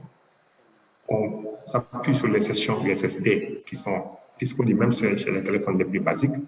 Et il faudrait qu'on puisse profiter des campagnes de communication des sociétés de téléphonie à l'occasion d'événements à caractère national ou international. Ce sont des sociétés qui se composent beaucoup et qui sont très visibles. Et l'assurance étant le parent pauvre en matière de visibilité, pourrait, par des partenariats ciblés, s'animer à ces canaux-là et se rendre beaucoup plus visibles. Qu'est-ce que ça nous offrirait? Ça nous offrirait d'abord des primes fractionnables et hebdomadairement, voire journalièrement, parce que c'est un segment qui est extrêmement flexible aujourd'hui. Et on sait que la téléphonie mobile touche beaucoup de monde et a pu permettre d'augmenter par égard le taux de bancarisation entre guillemets qui, sur nos marchés, était de 11% et qui aujourd'hui connaît des avancées remarquables, surtout à cause du mobile money. Il nous permettrait également d'avoir un système de collecte des primes 24 heures sur 24, 7 jours sur 7, et surtout d'éliminer les coûts en partie qui sont liés à des recouvrements qui sont parfois incertains et qui sont très onéreux et qui sont très voraces en papier et en organisation. Nous aurons, par ce biais des confirmations instantanées de paiement, donc plus de confiance. Nous n'aurons pas besoin de déplacer physiquement. Nous avons une gestion efficace des micro-paiements, une automatisation de la saisie des données et la déclaration et le paiement des rachats, des valeurs de rachat, pardon, des paiements des saisies des valeurs de rachat, voire des capitaux échus à distance avec un gain de temps qui est accru. On n'a pas besoin de se déplacer pour quitter un village ou une contrée lointaine pour venir au siège de la société pour récupérer un chèque qui parfois ne permet pas ou permet tout juste de couvrir les frais de déplacement. Donc la téléphonie, c'est un outil fantastique pour ce qui est de la collecte de la prime et de la gestion de la prime. Pourquoi est-ce que ce secteur de la téléphonie mobile, que d'autres ont su utiliser, piétine un peu dans le secteur des assurances? Parce que notre secteur est extrêmement conservateur. Conservateur parce qu'on ne peut pas bouger à cause de la réglementation qui, par moment, est un véritable corset. Là où il faut être agile, on nous demande jusqu'à présent dans certaines zones, et c'est la CIMA, de recourir à un contrat écrit, ce qui est un frein au développement digital parce qu'il faut écrire le contrat et le signer. Il y a de multiples clauses réglementaires à insérer dans les contrats, ce qui rend impossible le préchargement de la totalité des conditions dans les interfaces de mobile. Il y a également la surveillance et l'intermédiation qui sont des freins. Pourquoi? Parce que nous avons un opérateur mobile qui est parfois un géant. Un seul opérateur mobile peut peser un chiffre d'affaires plus qu'un marché ou un ensemble de marchés d'assurance. Et comme il a la main, il impose ses conditions. Et nous avons dans l'arborescence de son organisation une complexité avec des agences de téléphonie mobile qui font intervenir des grossistes, des détaillants et parfois même des franchisés. Sur le plan réglementaire également, le régulateur veut toujours contrôler et réglementer le courtage et la distribution. Alors que les chargés de clientèle des agences de téléphonie mobile veulent un peu plus de souplesse, ne pas être soumis parfois aux mêmes conditions que les courtiers ou les distributeurs, de sorte à pouvoir y aller. Ce qui nécessite de notre part une approche prudente, certes, mais pragmatique. Et très souvent, le régulateur ne veut pas trop donner le feu vert quand il ne maîtrise pas la plateforme technique de l'opérateur. Il faut qu'il sache comment se faire la cuisine, lorsque c'est une plateforme de souscription et de paiement des sinistres, qui est sous-traitée à un opérateur, la vérification par le régulateur des assurances devient extrêmement difficile. Le régulateur, face à toutes ces difficultés, devrait peut-être se rendre compte qu'il y a un système qui est déjà organisé et dont nous avons besoin, parce que c'est un relais qui est extraordinaire pour toucher le public. Conscient de cela, il doit alléger et assouplir la réglementation pour tout ce qui est innovation. Il faudrait donc une simplification sur le contrat dans le cadre de la mobile. Et il faudrait également tenir compte de la suite des opérateurs de téléphonie dans la réglementation sur les intermédiaires. Tout cela dicte une vision qui n'est pas très usitée dans l'environnement francophone, c'est de favoriser le test and learn en lieu et place d'une réglementation lourde et rigide. Laissons les opérateurs, laissons les assureurs faire leur métier, mettons un minimum d'encadrement et contrôlons a posteriori, ce qui nous permettra de bâtir brique après brique une réglementation intelligente, pratique et pragmatique. Or, aujourd'hui, qu'est-ce que nous constatons? À l'état de la réglementation, nous constatons que les outils et les procédures n'intègrent pas suffisamment les opportunités qui sont offertes par le digital. Le contrôle n'est pas toujours suffisamment équipé pour encadrer les opérations gérées à travers les réseaux mobiles, même si elles veulent le faire. Quid des ICP, de l'AIS qui nous inspirent? Il recommande de prendre en temps utile toutes les mesures préventives et correctives en vue de la réalisation de ce dispositif. Et sur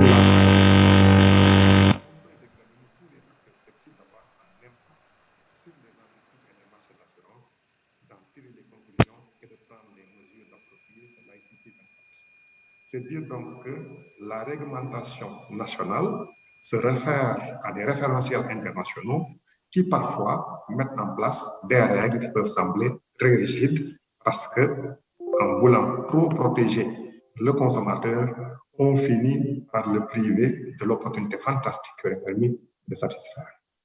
C'est pourquoi, après plusieurs échanges, le contrôle régulateur a admis l'importance de la technologie et de la téléphonie comme facteur d'amélioration. Toutefois, il estime que l'implication de plusieurs acteurs dans la chaîne de valeur pourrait constituer une menace pour la stabilité du système.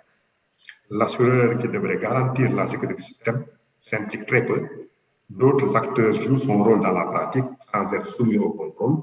Et là, on pense aux opérateurs, ils pensent que l'assureur va être beaucoup plus impliqué dans la gestion parce que c'est lui qui porte le risque. C'est toujours l'éternel problème du bras de fer et de rapport de force entre un assureur isolé et un régulateur qui peut être quand même et un opérateur téléphonique qui peut être beaucoup plus puissant que lui. Et dans cette quête, le régulateur souhaiterait que dans l'innovation, on puisse prendre en compte la gestion des risques. En essayant de trouver des solutions pertinentes pour gérer les risques de données, les risques de monopolisation du marché, les risques de communication inadéquate et l'épineux problème du renforcement des capacités des acteurs. Risque des données, parce que toute gestion dématérialisée des contrats induit un risque élevé de perte ou de manipulation des données.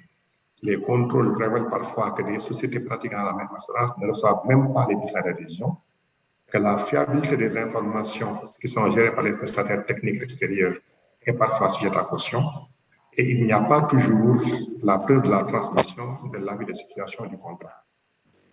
Et en outre, le marché risque, pour ce qui est de confiscation du marché, le régulateur craint une dérive de l'assurance classique vers un secteur des assurances contrôlé par les opérateurs de téléphonie mobile, qui sont, dans la plupart de nos pays, très concentrés et très peu compétitifs, avec parfois des quasi-monopoles qui conduisent à des coûts élevés.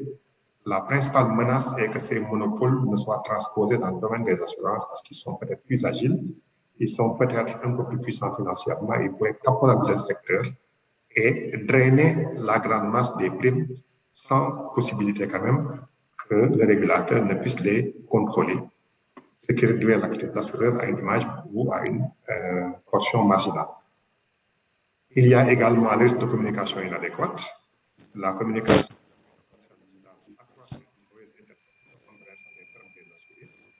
l'assuré pourrait ne pas avoir précisé la nature et les conditions de couverture du contrat. De même, les informations préalables à la souscription pourraient s'avérer insuffisantes pour comporter des indications trompeuses pour le souscripteur. Ces risques qui existent dans tous les contrats sont exacerbés dans le cadre de la mobile insurance, du fait de la dématérialisation des contrats, parce que l'aller-retour qui permet très souvent de donner la bonne information est parfois absente. Mais je pense que nous avons choisi entre aller vite et vendre des contrats standardisés parfois au plus grand nombre et retarder et voir une bonne partie de la demande non aboutie et non satisfaite. Et quelles sont les mesures qui ont été envisagées? C'est d'abord de gérer les risques relatifs aux données, avec l'épineux comment dirais-je, des données personnelles, promouvoir une compétition saine et transparente et mettre en place une plateforme de supervision coordonnée. Pour la gestion des risques de données, il souhaiterait que chaque assureur démontre sa capacité à maîtriser les risques qui sont inhérents à l'activité. Il souhaite également que les assureurs désireux de s'engager disposent d'un système d'information fiable et sécurisé, offrant des conditions idoines de transparence et de contrôle. Malheureusement, on se rend compte qu'en Afrique, en dehors de la faiblesse du chiffre d'affaires, de défaillance organisationnelle, l'enjeu informatisation, l'enjeu digital reste négligé, malgré les plateformes d'excellentes factures qui existent aujourd'hui sur les marchés. Il y a très peu d'assureurs qui ont cherché des portails permettant de maîtriser toute la chaîne de la souscription chez l'agent ou le sous-agent jusqu'au paiement des sinistres aux bénéficiaires. Ensuite, l'autre enjeu, c'est faire en sorte que les bases de données soient accessibles à tout moment pour que les équipes de contrôle puissent vérifier la matérialité des contrats et le respect des engagements. Et enfin, il faut éviter toutes les règles de confidentialité de la vie privée et aucun usage des informations personnelles sur un assuré ne devrait se faire sans son consentement. L'assureur doit obtenir le consentement formel de l'assuré avant d'utiliser ces informations. Et the consent of the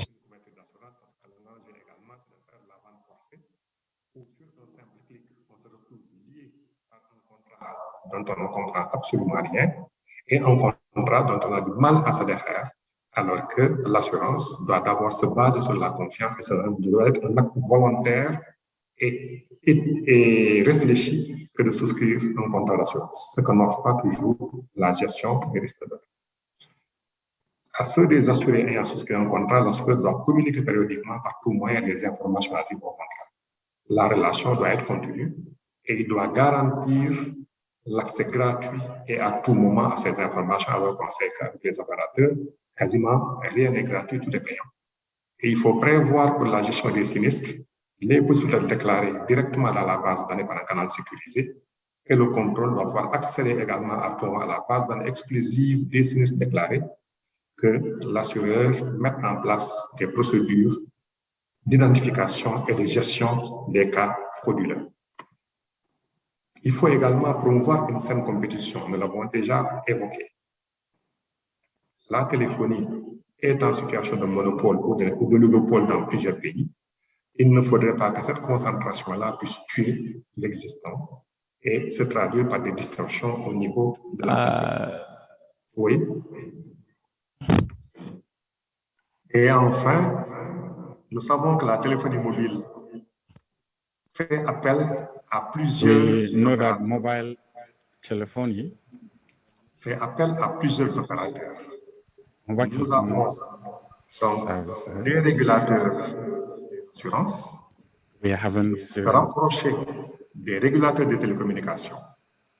Ils doivent se rapprocher des structures chargées de la protection des données personnelles. Ils doivent se rapprocher des régulateurs bancaires. Je m'excuse, monsieur. Tout cela maintenant est parfois assez compliqué et jusqu'à présent, il ne me semble pas que ces trois acteurs importants se soient assis autour d'une table pour essayer de monitorer le système et de voir comment marcher ensemble pour avoir quelque chose de mieux équilibré. Tout assureur ou non-assureur doit préalablement au lancement de l'autorisation requise des autres compagnies.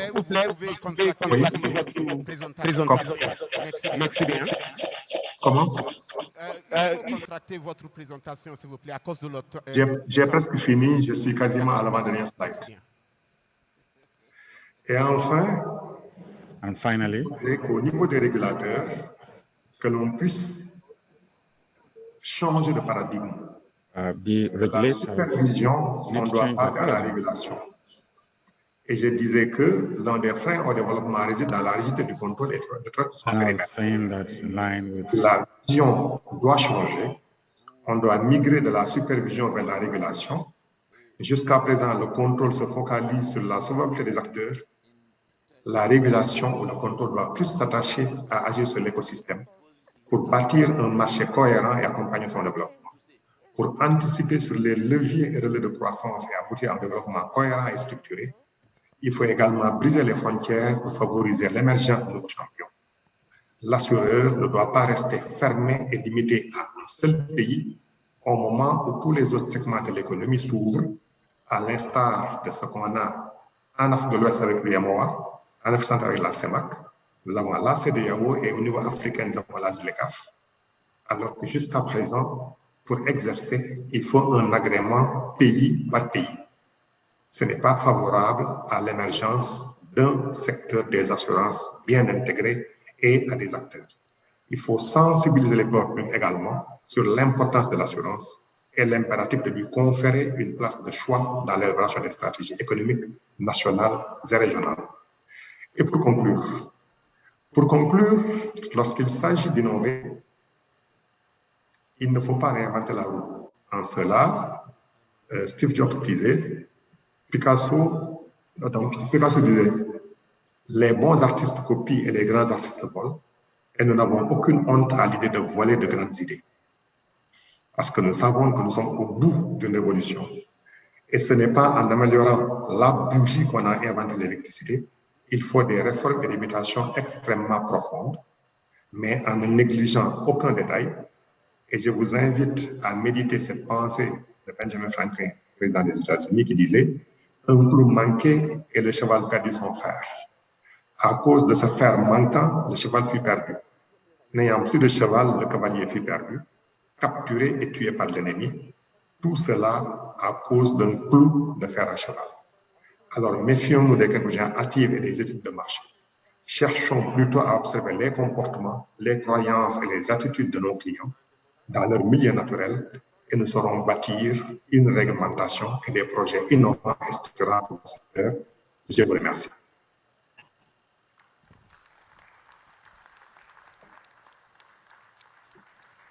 Thank you very much. Merci beaucoup, monsieur. I'd like to just reiterate, please, because of the constraint we have, time constraint, we want to plead with the remaining two speakers and our moderator that we should please bear with us. I know we are all tired already. We wish we could do 10 minutes, 15 minutes at the max. My pleasure to invite General Manager, Campaign Commune d'Assurance, d'État membre de la CIMA, Monsieur Karim Diarasuba. He will be speaking from there. A round of applause for him, ladies and gentlemen. Bien.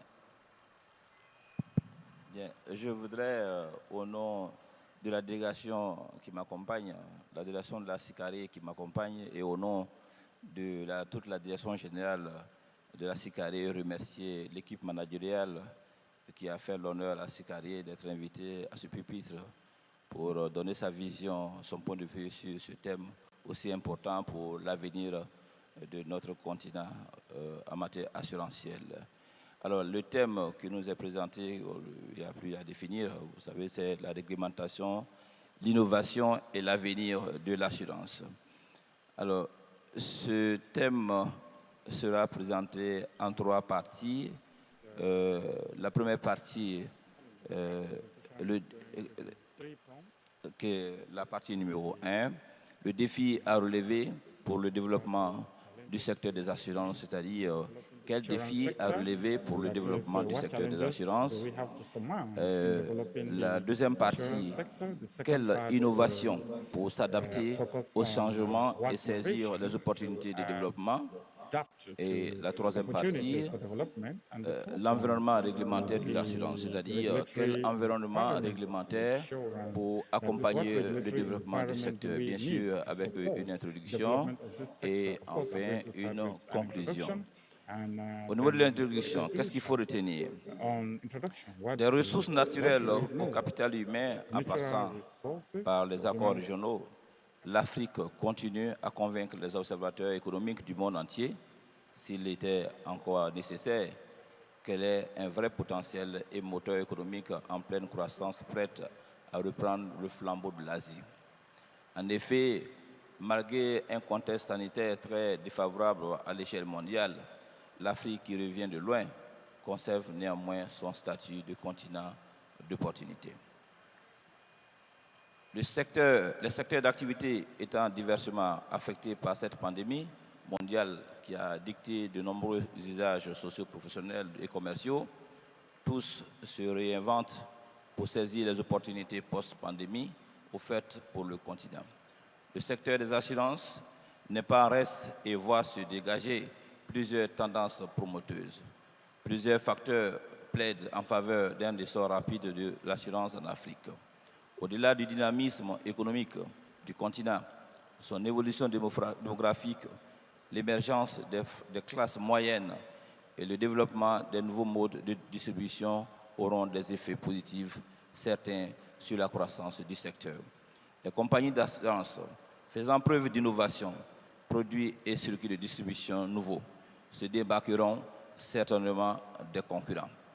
Toutefois, sur un continent où le taux de pénétration des assurances reste encore faible, force est de constater que la croissance du secteur est portée par la croissance économique et où la mise en place de réformes structurelles à l'échelle du pays, de la sous-région ou même de la région.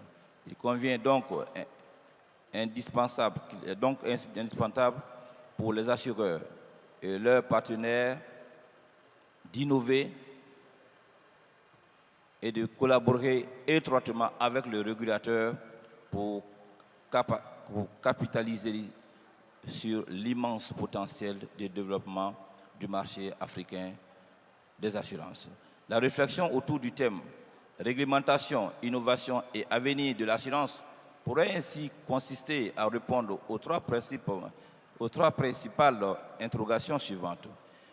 De prime abord, quel défi à relever pour le développement du secteur des assurances?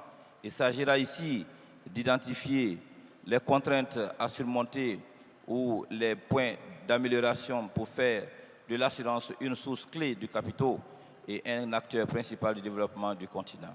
Ensuite, en deuxième partie, quelle innovation pour s'adapter au changement et saisir les opportunités de développement. Il sera question principalement d'explorer comment mettre la technologie au service de l'assurance pour améliorer le taux de pénétration et les produits d'assurance traditionnels. Enfin, la troisième partie, quel environnement réglementaire pour accompagner le développement du secteur. Ce dernier point visera à relever la nécessité de l'adaptation permanente des législations, principalement celle des assurances, aux évolutions des marchés d'assurance. Bien entendu, l'exposé ne prétend pas inventer toutes les solutions, mais à la lumière de l'exploitation de plusieurs documents, de plusieurs rapports et la longue expérience de la SICARI, spécialement en zone ciment, partager avec vous les multiples initiatives en cours ou envisagées sur le continent pour l'atteinte de ces objectifs. En première partie, comme je disais tout à l'heure, quel défi pour le développement du secteur des assurances? En tant qu'outil financier de référence pour dissiper, voire atténuer les effets négatifs des chocs inattendus, l'assurance contribue à stimuler la croissance et accroître la résilience des économies locales et des ménages. Cependant, les efforts des assureurs traditionnels en Afrique semblent ne pas encore être suffisants pour booster le faible taux de pénétration de l'assurance observé sur le continent. En cause, les revenus insuffisants des foyers, les faibles niveaux d'éducation financière, le caractère non obligatoire de l'assurance sur les risques de masse et surtout le manque de confiance dans les acteurs de l'industrie des assurances, les difficultés d'accès aux produits d'assurance. Afin de mieux cerner les défis à relever, il paraît opportun de passer en revue l'état des lieux, c'est-à-dire les diagnostics, les challenges à identifier, c'est-à-dire les défis à identifier, et enfin les points d'amélioration. Au niveau de l'état des lieux, en petit 1, le secteur des assurances étant un domaine fortement réglementé, il est question d'apprécier comment les assureurs en Afrique concilient actuellement ces exigences réglementaires avec les contraintes imposées par la concurrence pour couvrir les besoins d'une population qui considère dans sa large majorité que l'assurance reste encore un luxe, pas à la portée de tout le monde. Au niveau des produits, il s'agit de la conception stratégique des assurances. Les assurances peuvent orienter sur la grande majorité des non-assurés.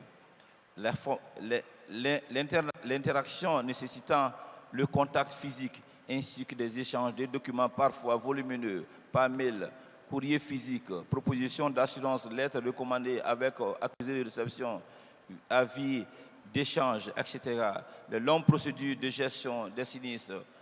Alors, donc tout ça, ce sont des situations qui m'ont mal à l'aise l'évolution du secteur de l'assurance. Le coût de l'assurance, la nécessité d'un équilibre entre conformité avec la réglementation, la rentabilité et compétitivité, les leviers sur lesquels nous devons jouer, la sinistralité, les frais généraux, les frais d'acquisition des contrats et produits financiers, la tarification empirique assise sur le minima des tarifs obligatoires, exception de la vie, méthode actuariale limitée, indisponibilité des données, méthode de gestion plombant tous les leviers.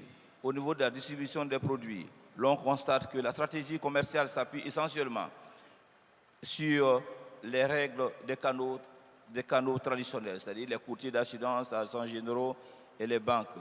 Et les choix privilégiés du contact physique pour la prospection, les faibles recours aux réseaux sociaux. Comme défi, la pénétration de l'assurance en Afrique reste très faible à cause d'une relation client très peu développée, des processus de gestion complexes et inadaptés, des coûts de gestion élevés, des opportunités de placement peu compétitives. Tout ceci contribue à la faiblesse du taux de pénétration. Des points d'amélioration, il s'agit de la relation client et des réductions de coûts. Concernant les relations clients, la personnalisation des offres d'assurance, l'assureur devrait donc passer du one-to-many au one-to-one, c'est-à-dire être capable de s'adresser de manière très efficace et différenciée à un petit groupe de personnes. L'individualisation de la relation client. L'offre d'assurance doit davantage s'africaniser, c'est-à-dire être simple et lisible, flexible et ciblée, garantissant une parfaite réalité en cas de sinistre. La création d'un écosystème, c'est-à-dire s'appuyer sur les partenaires et coopérateurs de téléphonie mobile, les pompes funèbres, concessionnaires automobiles, etc., pour proposer des offres sur mesure associées à d'autres produits ou services. Au niveau de la réduction des coûts, ou d'automatisation du process, la maîtrise des sinistralités, la réduction des frais généraux, la réduction des frais d'acquisition des contrats, la maximisation des profits sur les placements, c'est-à-dire l'asset des placements augmente et la gestion actif-passif est plus performante. Quelle innovation pour saisir ces opportunités? Quelle innovation pour s'adapter au changement et saisir ces opportunités de développement? L'innovation est la recherche constante d'amélioration de l'existant qui vise à créer la valeur ajoutée. Dans le domaine économique, l'innovation pourrait se traduire par la conception de nouveaux produits, services et processus de fabrication ou d'organisation pouvant répondre aux besoins du consommateur et permettant ainsi aux entreprises d'obtenir un avantage compétitif ou comparatif. Dans le domaine des assurances en Afrique, il sera principalement question de capitaliser sur le potentiel offert par les nouvelles technologies pour révolutionner le secteur. Face à la révolution numérique, on note une prise de conscience de tous les acteurs de l'industrie des assurances qui s'accordent sur le fait que la digitalisation est l'avenir de l'assurance en Afrique. Cette stratégie nécessite deux prérequis: rendre performant son système d'information et être convaincu que l'exploitation de la donnée est un avantage compétitif. Il s'agira d'analyser les innovations technologiques applicables au secteur des assurances en Afrique, apprécier l'enjeu de la transformation digitale sur le secteur des assurances et mesurer l'impact de cette innovation et donner quelques exemples. L'innovation technologique applicable à l'assurance. Parmi les innovations technologiques applicables à l'assurance, on distingue principalement les fintech, innovations dans les services financiers pour faciliter les nouvelles technologies qui pourront donner lieu à de nouveaux modèles commerciaux, applications. Également, les assurtech, c'est l'ensemble des technologies d'assurance qui émergent et les modèles commerciaux novateurs susceptibles de transformer le secteur de l'assurance. Les RegTech, c'est un ensemble de technologies développées pour aider à surmonter les défis réglementaires dans les services financiers. Au niveau des enjeux, les enjeux de la transformation digitale dans le secteur des assurances sont récapitulés comme suite. Nous pouvons noter l'approche client et usage des réseaux sociaux, l'usage des nouvelles technologies, les big data, objets connectés, téléphonie mobile, la dématérialisation et l'intermédiation, les nouveaux styles de gouvernance et de management, l'organisation hiérarchique vers l'organisation agile, c'est-à-dire où les employés sont impliqués dans la prise de décision, la culture de l'innovation et l'approche, gestion du changement, nouvelles compétences à développer, nouveaux risques à gérer. Au niveau des impacts de l'innovation, l'innovation a des impacts qui permettent effectivement de faciliter la diffusion des documents commerciaux. Elle permet l'opportunité d'amélioration de la qualité des services. Elle est une amélioration des processus de gestion. L'informatisation permettant un meilleur suivi de l'activité et une meilleure maîtrise des risques. Elle est un atout pour l'accroissement des ventes et une meilleure pénétration des marchés. Elle entraîne la réduction des coûts d'acquisition grâce à la promotion pour la souscription aux produits d'assurance. Elle permet de gagner du temps et le coût dans le processus d'indemnisation grâce à la digitalisation des paiements. Elle permet également la facilitation des interactions au sein des compagnies d'assurance et des réassurances. Quelques exemples d'innovation. Pleinement conscient des enjeux de la transformation digitale pour l'industrie des assurances en Afrique, les acteurs du secteur multiplient progressivement les initiatives pour saisir les opportunités de cette évolution technologique. Ainsi, fleurissent à travers le continent plusieurs initiatives d'innovation émanant aussi bien des intermédiaires que des assureurs et même des réassureurs. Quelques exemples sont rappelés ci-dessus. La souscription en ligne sur les sites de l'assureur, de l'intermédiaire ou même des plateformes. La plateforme digitale d'interaction entre la SICARE et les cédantes de la zone ciment, qui permet la gestion des bordereaux, des primes, des bordereaux sinistres, qui facilite l'envoi et la réception des traitements, gestion des notes de débit et crédit, établissement des comptes, centralisation des données, en vue d'alléger la gestion sans induire une charge de travail supplémentaire ni un coût additionnel pour les cédantes. Elle permet également d'accroître la réactivité de la SICARE quant au contrôle et aux confirmations des documents échangés, de faciliter les études dans l'espace ciment sur le plan assurantiel. Également, nous avions un projet qu'on appelait ARIBI. C'est un projet de l'Association des réassureurs africains qui permet à toutes les parties de réassureurs, assureurs et courtiers d'avoir accès aux mêmes données au même temps et pour la souscription jusqu'à la gestion des contrats de réassurance. Troisième partie, quel environnement réglementaire propice à l'innovation? Quel environnement réglementaire pour accompagner le développement du secteur? Face à la révolution numérique induisant des innovations dans le secteur des assurances, les organes de régulation doivent rechercher le juste équilibre entre innovation et réglementation du secteur.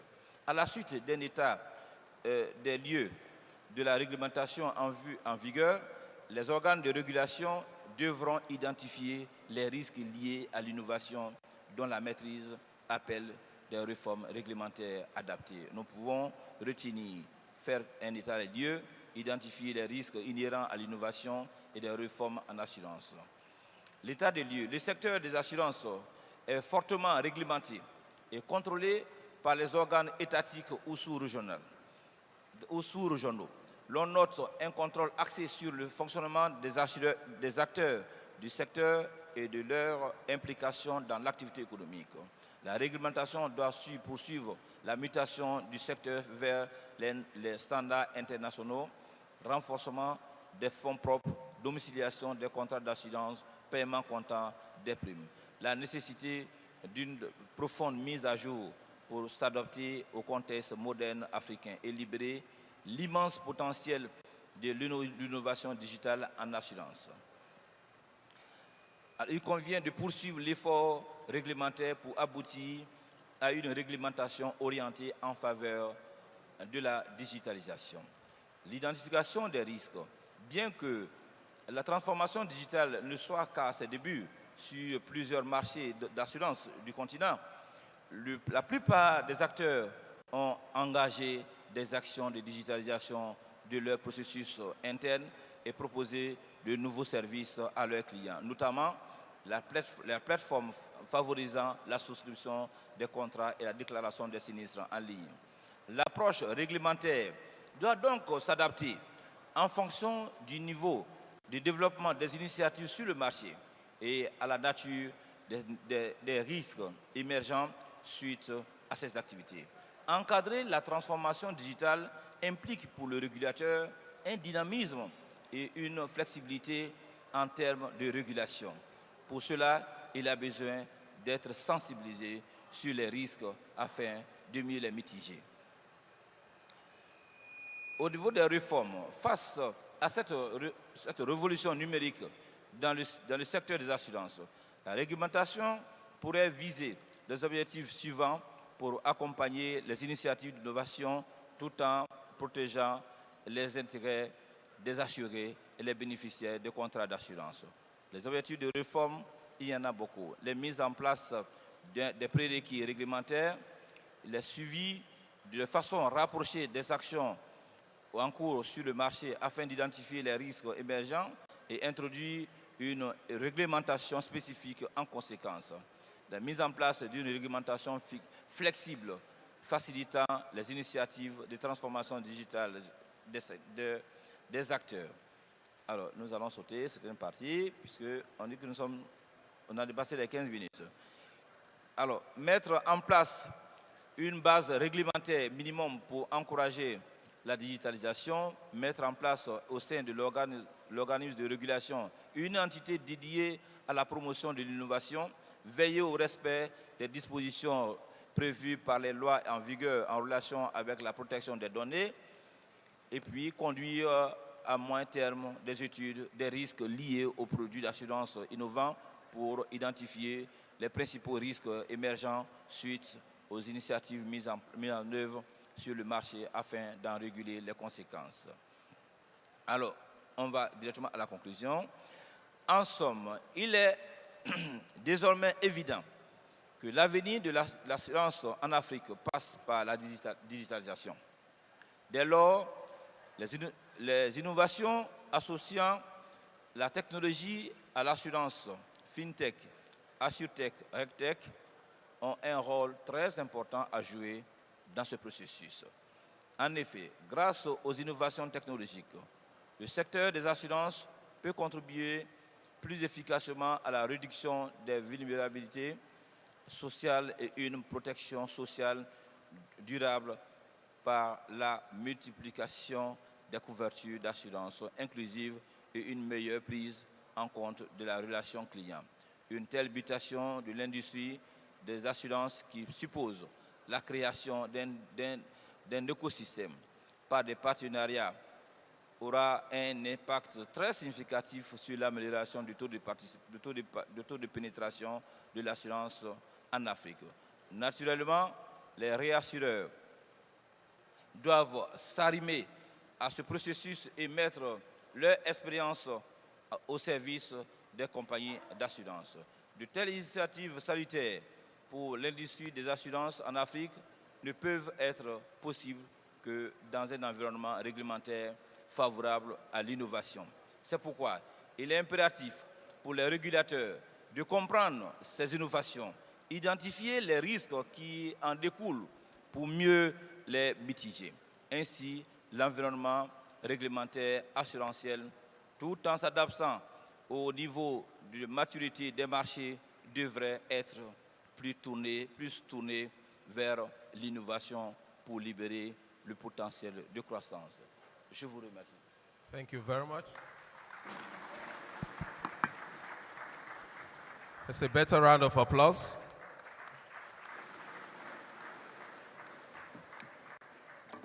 The moderator, I crave your indulgence for our next speaker to spend maximum of 10 minutes. Okay, thank you very much. May I invite to join us virtually for her presentation the Commissioner of Insurance and Pension Commission Zimbabwe, Dr. Grace Murasiwa. Is she online? Dr. Grace Murasiwa.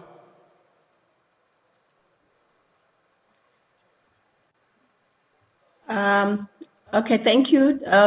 I did send my presentation. Thank you, Doctor, because we've cut so much into our time. Not your blame or your fault, but the fault of everybody. Would you not mind to run through your paper for 10 minutes?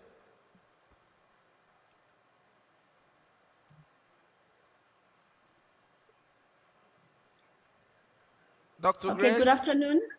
Yes, good afternoon. I did send my presentation. Do you want me to take it now?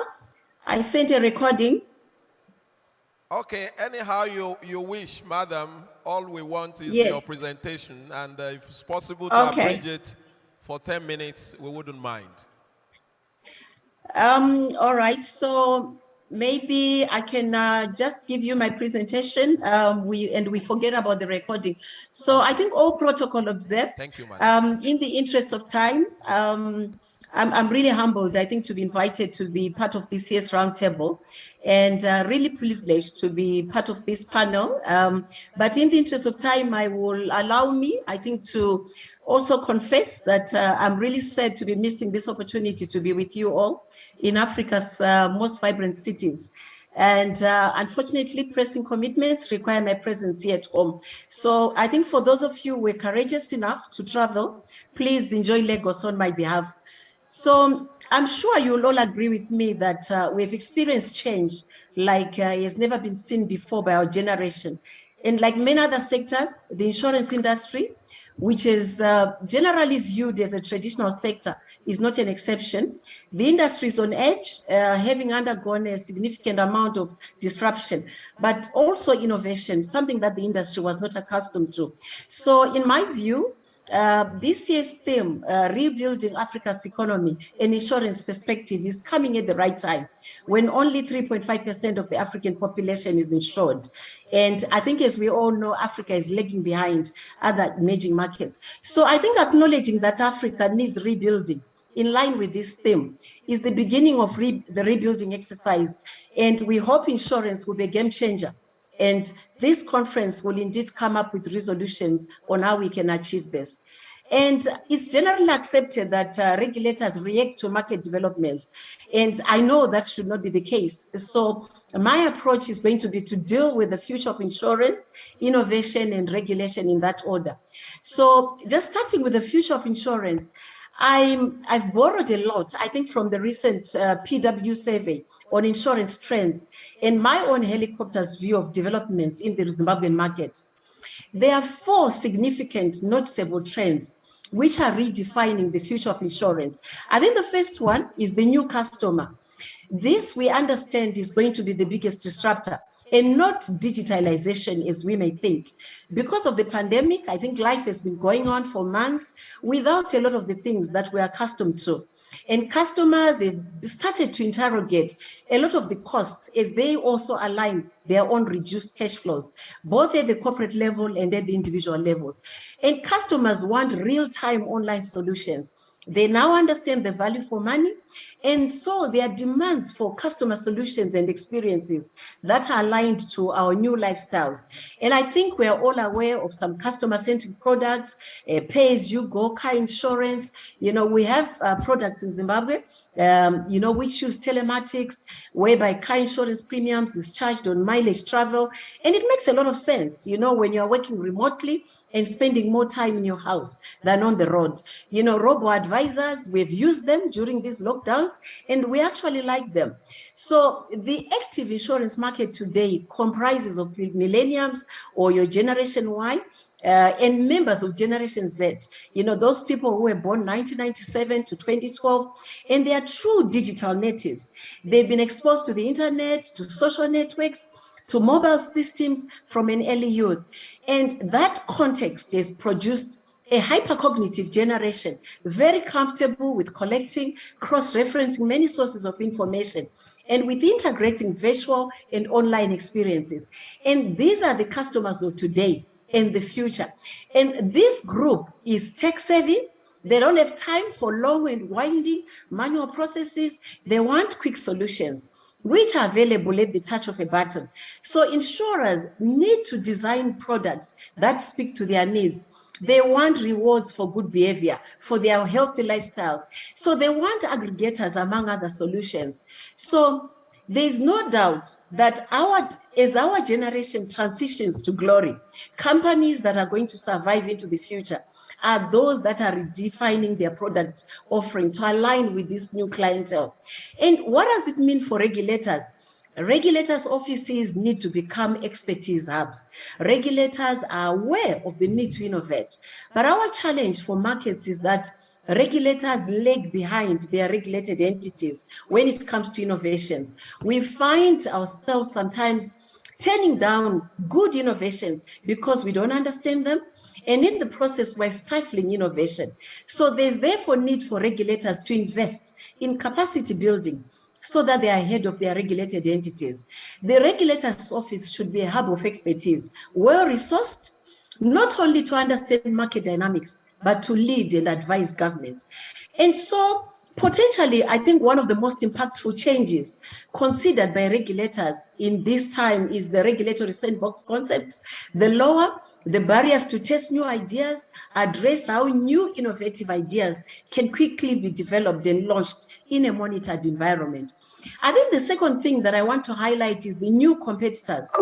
There's uncomfortable heat coming from the nimble and well-capitalized tech giants and insurtech platforms, which is putting an inordinate amount of pressure on traditional insurers. Insurtechs have an upper hand on traditional insurers. They have data, and we all know that data is the new oil. So telecoms companies are leveraging their client base and mobile money platforms by targeting the underserved and uninsured through microinsurance products. Traditional insurers were used to brick-and-mortar distribution channels, and as a result, I think the majority of the people in our countryside or rural areas, you know, are underserved. And it didn't make sense, of course, for insurers and brokers to open offices away from the towns and cities. But the telecoms companies are coming on board, and all that one requires is access to a mobile network for them to sign up to an insurance policy without having to physically visit the offices. So they say there's always a fortune at the bottom of the pyramid. And the telecoms companies are not only able to optimize on scale economies, but are able to offer better customer experiences, from onboarding to loyalty incentives, and of course, faster claims processing. And so my own experience with traditional insurers and pension funds in Zimbabwe and other African markets is that a simple data call is a major mission, pointing to serious data integrity challenges, as well as a lag in tech advancement. There are clear missed opportunities to innovate, riding on available data in most insurers' offices. And so we recently conducted an inspection on the MIS in use by pension funds in our market.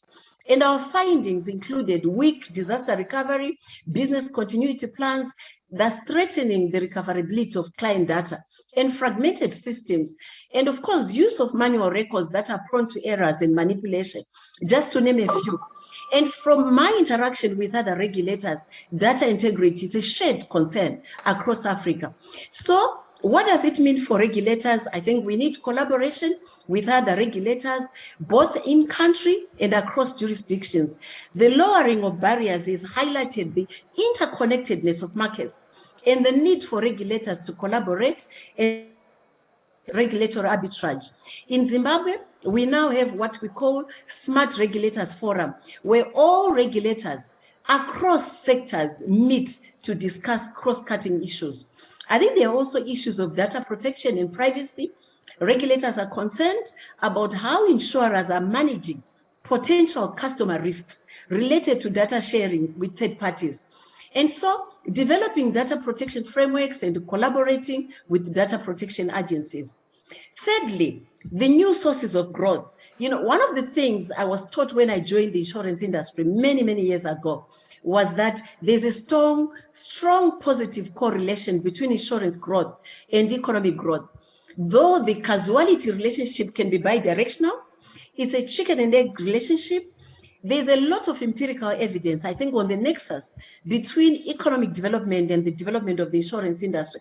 And in my view, it's for this reason that insurers must not only take an interest in economic growth drivers, but they need to be agents of economic growth themselves. So this is the only way that insurers will contribute to the rebuilding of the continent. I think we know the world is now a global village, and very soon with the Africa continental trade agreements, it will result in removing physical trade barriers on the continent. It's coming, and we must plan for enhanced cross-border trade in insurance services, which is certainly expanding its scope beyond reinsurance as the only traditional cross-border product. So finally, let me just touch, on the lead market developments. Regulators were seized with encouraging the industry to provide sustainable insurance services that provide financial inclusion, to the underserved.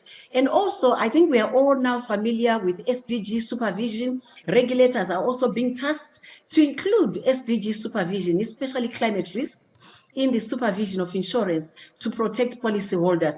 And on climate risks, regulators are being encouraged to identify, monitor, and assess climate risks and contribute to their mitigation.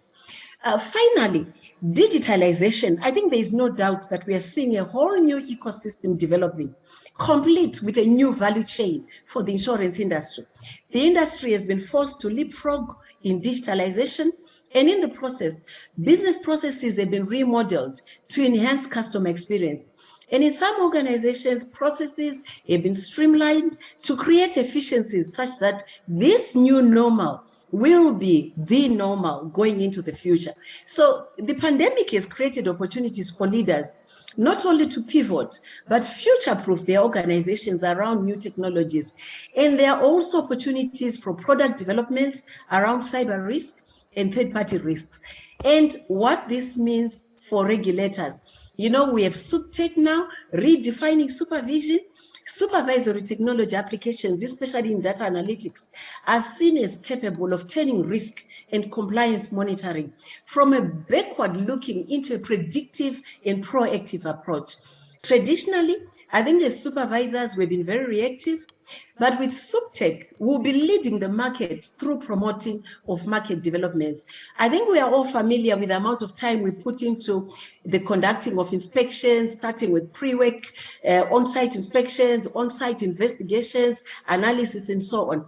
The inspections are focusing on past actions and even corrective orders. But with SupTech, data is received by regulators directly from insurers and analyzed in order to flag suspicious transaction. The expectation is that there will be improved efficiency and accuracy with the regulator leading the pack. And a major assumption being that the regulator of the future who will have the right skills mix needed to superintend over this very complex industry. So this is the future of the insurance industry. Off-site supervision monitoring, regulators have also been forced to leapfrog digitalization. There is now a very thin dividing line between off-site and on-site supervision. I think the transition, I think Mr. Sandy Thomas has already spoken to it, transition to risk-based supervision. We are all aware that most regulators are funded through levies from the markets that they superintend. So we follow the fortunes of the industry. And we cannot be feasting when there's famine in the markets. So there's a move to value-based resource allocation, as most regulators also transition to compliance-based supervision, from compliance-based supervision to risk-based supervision. And in Zimbabwe, we've just launched what we've coined ZCAP, is the Zimbabwe Integrated Risk Capital Framework, and which is going to result in better allocation of capital resources and properly aligned supervision. In conclusion, Mr. Director of Ceremonies, just allow me to tie the threads of my discussion. The regulator is a business enabler. And like all public entities here in Zimbabwe, we have the responsibility to promote ease of doing business in line with the country's Vision 2030, while keeping a hawk's eye on the protection of policyholders. So in its evolution, insurance is shifting from a current state of detect and repair to predict and prevent. So transforming every aspect of the business in the process. So the pace of change will continue to accelerate as brokers, consumers, financial intermediaries, insurers, and suppliers become more adept at using advanced technologies to enhance decision-making and productivity, lower their costs, and also optimize on customer experience. And in this respect, it is my view that the new normal is still to be defined. I thank you all for your attention, and once again, do enjoy Lagos on my behalf. Thank you.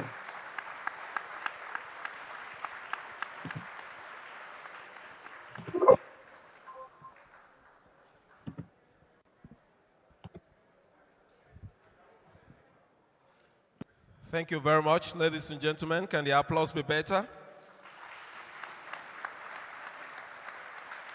As briefly, I would like the moderator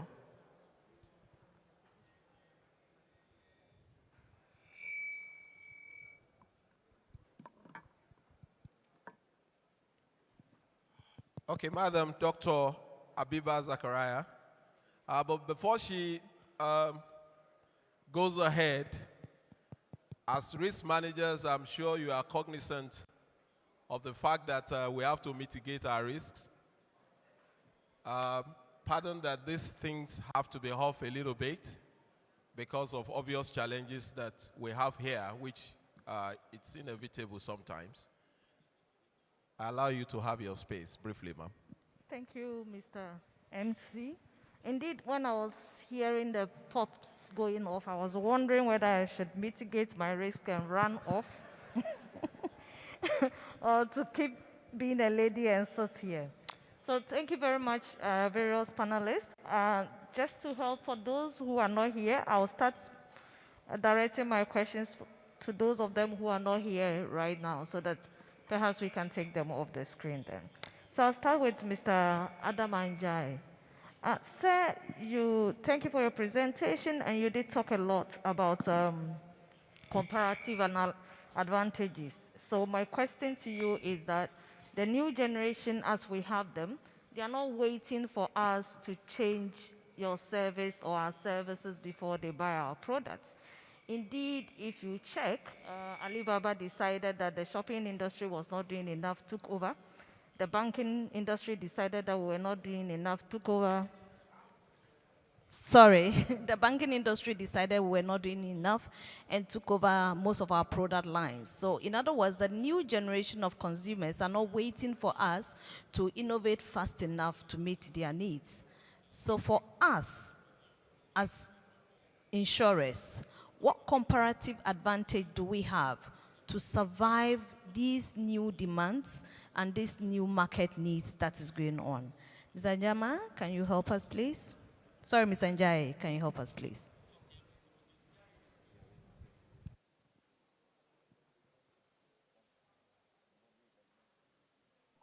Oui, merci beaucoup pour cette question que j'ai un peu abordée dans ma présentation. Je voudrais tout d'abord féliciter les autres co-panélistes, Grace, Karim, Thomas. La présentation ou les présentations m'ont semblé quand même avoir fait globalement le tour de la question. Pour revenir plus spécifiquement sur la question, nous savons tous que la nouvelle génération sont des natifs digitaux et cette génération-là ne nous attend pas dans la mesure où ils sont nés avec un téléphone portable ou un smartphone ou une tablette dans la main.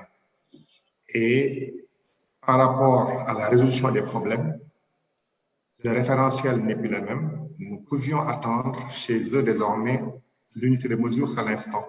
Il faut que tout soit disponible et que tout soit solutionné à l'instant. Aussi bien la solution des problèmes d'assurance que les autres solutions. À cet égard, nous devons faire preuve d'agilité et de beaucoup d'agilité. Dans le secteur des assurances, j'ai envisagé tout à l'heure la solution pragmatique du test and learn, consistant tout d'abord à permettre aux opérateurs, en rapport avec les fintech et les insurtech, de réfléchir à des produits, de les mettre sur le marché, sur des plateformes collaboratives, quitte à ce que le régulateur soit en aval pour contrôler et encadrer. Donc, la disparition du contrôle préalable, aussi bien sur les produits que les conditions de sa mise en application, pourrait, pourquoi pas, être un formidable accélérateur. Et ce, d'autant plus que le consommateur n'est plus limité à un seul pays. Il a aujourd'hui un terrain d'action qui est mondial et la demande que nous aurons du mal à satisfaire sur notre continent trouvera preneur sur une plateforme et ailleurs parce que nous n'avons aucune maîtrise des services d'assurance qui sont fournis en ligne et nous devons donc nous adapter à ces nouvelles technologies. C'est dire que nous ne pouvons pas rester au bord de la route. Bien au contraire, nous devons faire ce que les autres ont déjà fait et en direction de la jeunesse et des autres, aller vers des solutions très pragmatiques, mettre en place avec des professionnels de l'InsurTech, des FinTech, des produits et le régulateur interviendra derrière pour voir la conformité et les encadrements qu'il faudrait faire. Donc, c'est tout un changement de paradigme qu'il faudra opérer. Merci beaucoup. J'espère avoir répondu à la question.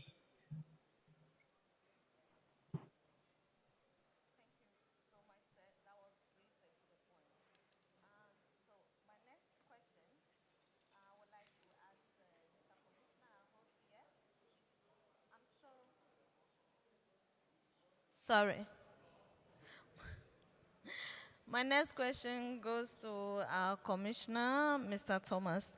Sir, you did indicate that there is the need to change, for us to change and to move along with the change, which is great. So just as we need to change, we expect to see changes along the regulatory side, and we are told that is in the pipeline. But I do know that one thing that regulators keep coming back to us again and again is increase in capital. Can you tell us, will this change require lower capital, higher capital, change in capital? What's the idea here? Thank you.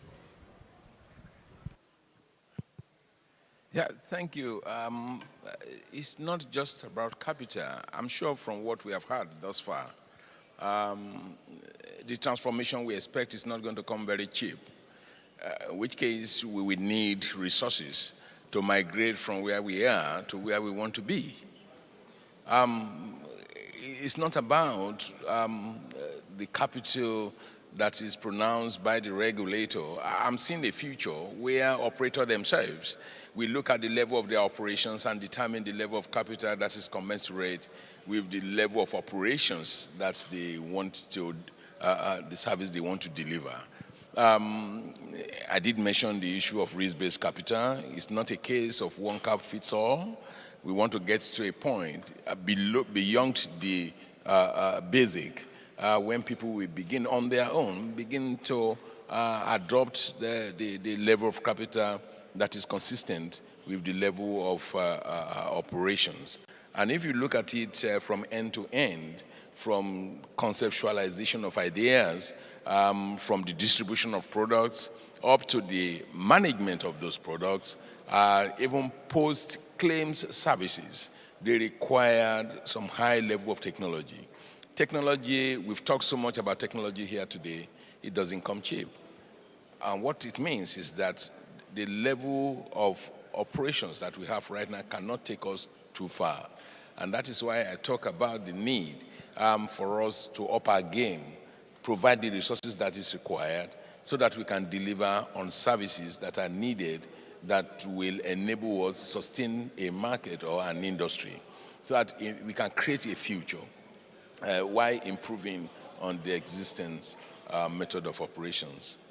To this extent, I think it's not just about capital, but what we want to use the capital to achieve.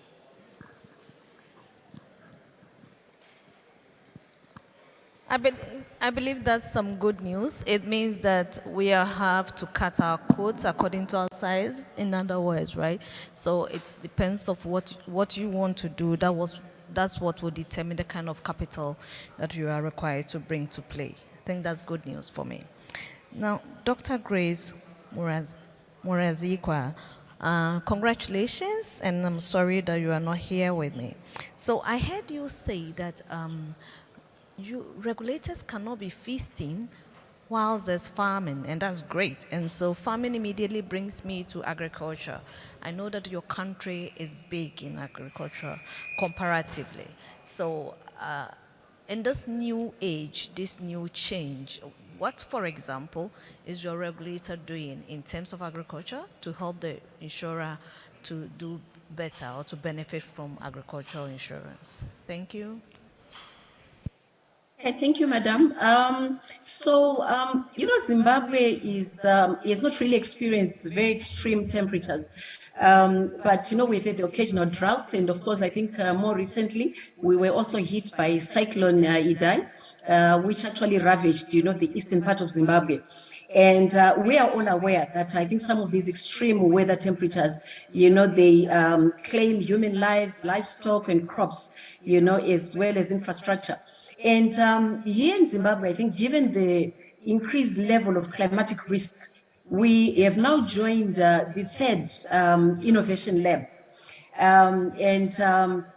This is being facilitated by Access to Insurance Initiative, and the focus is to produce innovative solutions to address some of the challenges emanating from climate risk. So this third innovation lab, it comprises of Zambia, Grenada, I think Costa Rica, and Zimbabwe. And we are expecting to go through different stages, namely discovery phase, we will have an innovation phase and an implementation phase.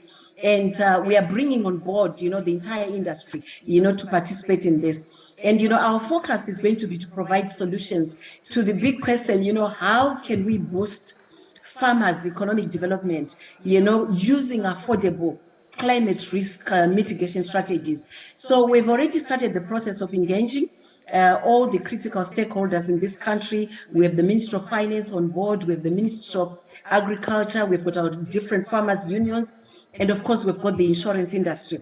And we are all going to be taking part in this innovation lab. So we're looking forward to some positive outcomes from this innovation lab. I think those are just some of the few things that we are doing, but I thought, I think this is going to be the most impactful that I could also share with the delegates. Thank you, Madam. Thank you, Madam. That's quite innovative. My last question goes to Mr. Darasoba, and I'm trying to reduce my questions so that we can make room for participants, at least 2 or 3 questions from the participants before we close. So my question is, ever since I joined this industry, and I will not tell you how long this is so that some of you would think I'm very old, but ever since I joined this industry, I have heard one thing, that as insurers, we need to change. We need to change our wording, we need to change certain things that we do. But from where I sit, we haven't changed our wordings very much. We've not changed our policies very much. And yet we are still able to meet the needs or the risk needs of our customers. the question I would like to ask you, sir, do we need to do any changes in our product types or product lines or wordings, whatever, in order to improve on our penetration rate in this continent at this moment? Thank you.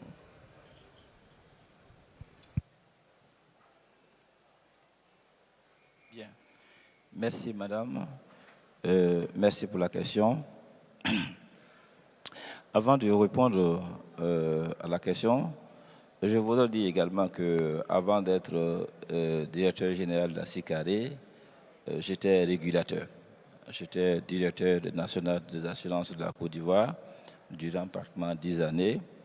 Le pays dont le chiffre d'affaires est le plus important de la zone ciment. Donc, c'est pratiquement les mêmes difficultés. Alors, donc, si j'ai fait un peu tout à l'heure l'état des lieux. J'ai montré pourquoi le taux de pénétration était très faible en Afrique.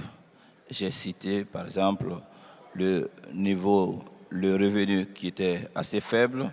J'ai parlé de la faiblesse du niveau d'éducation financière, que la culture assurantielle n'existait pas.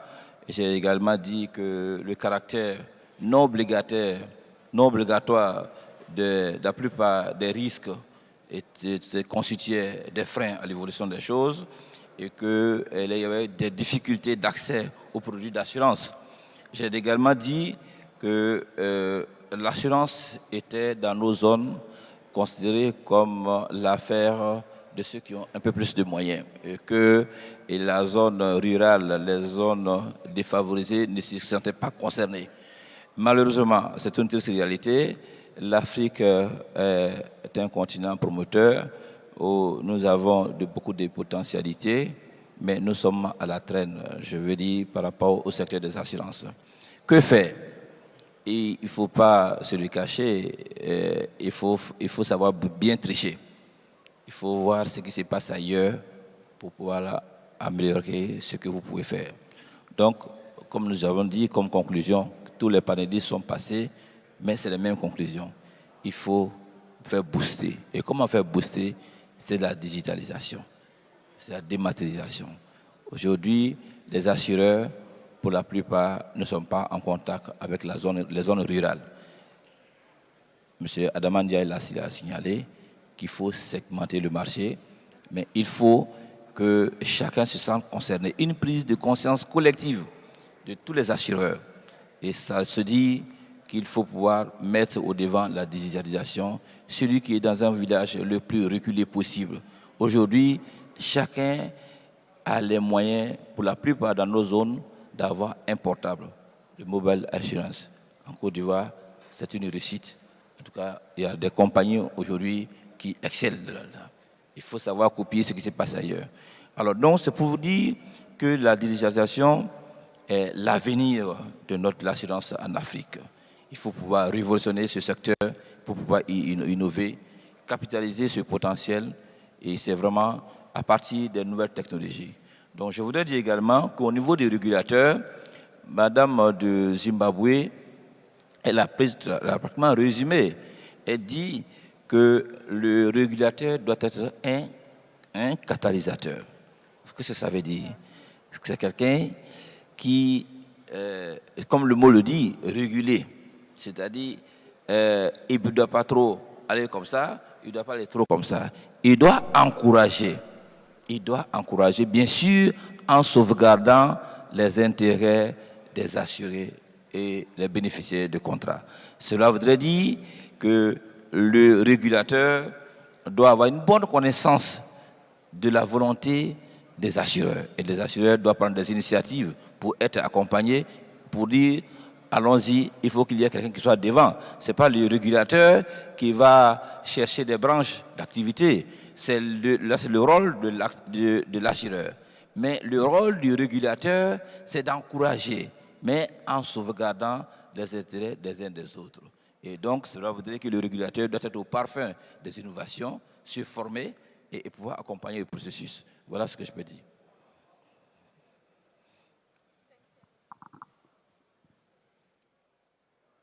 Thank you, sir. Ladies and gentlemen, I'm through with my questions. I would invite, for lack of time, I'll just invite 2 questions for the panelists here. Thank you. And please make your questions to the point so that we can wrap this up quickly. Thank you. Thank you very much. Good afternoon. My name is Rashida Tadebisi from AXA Mansard Insurance. And thanks, it's been a very interesting afternoon. But I have a question, and it goes to the regulators. We've been discussing change, we've been discussing innovation, but the actual creation of those opportunities hits a lot of roadblocks. So for me, it wouldn't be going back to the past, but as we move into the future, what is going to change? Where we are listening to the customers, they are looking for certain solutions, but there are regulatory rules or lack of regulations in place already that will facilitate these innovations. What will be done? We've discussed sandboxes in the past. How will these sandboxes be implemented? And I think on the last point for me is, how do you want us to help to bring it to life? Because we do have innovations, we do have creative ideas, but we just can't seem to launch them because it's either there is an act that has been in place since 1970s or 2000, early 2000s that has not been changed. There doesn't seem to be a chance to be changed soon. Can you wrap up your question, please? Yes, so I'm just saying that, I'm just being very specific because there are things that we've been discussing, but the actual bringing it to life, are there specific things required of the operators that would also help us move forward? Thank you. So, sir, would you like to take that up for us, please? Yeah, thank you very much. I think these are critical points. You did mention the existence of laws. The regulators don't make laws. They are given laws to implement. So they have limitations in that area. And of course, largely, there has to be a lot of collaboration between the regulator and the regulated entities to foster that transformation that we all desire. And I also want to say that operators should begin to challenge the regulators. Bring up your ideas. Let it be said that ideas have been dropped on the tables of regulators who are resisting this change. I'm sure that will compel the regulators to begin to think as to how to change the way things are done. And I would say largely that, of course, the time has changed. It's not only for the operator, also for the regulators. I can tell you of our market, the Nigerian market, it is not just by accident that we are improving on their technology standing in the commission, but we need the cooperation of the operators. There are things that we probably when we have the domestic market meeting, that that will be freely expressed. But you see, it's not just about the regulator not responsive. They need the operator to be able to put policies in place that will drive the market. And these are some of the gaps that are existing. But I must say that the time of change has come for all. Thank you so much. And I'd like to...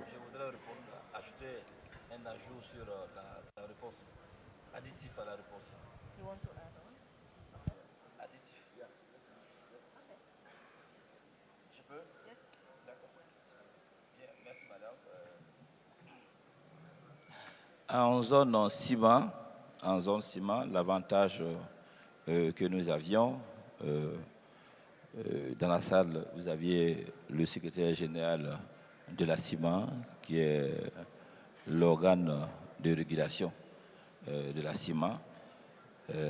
En tant que directeur général même de la CICARE, je suis membre du comité de régulation de la ciment.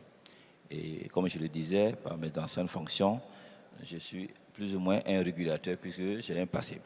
Alors, l'avantage que nous avions, c'est qu'il y a des réunions régulières entre le régulateur et les professions.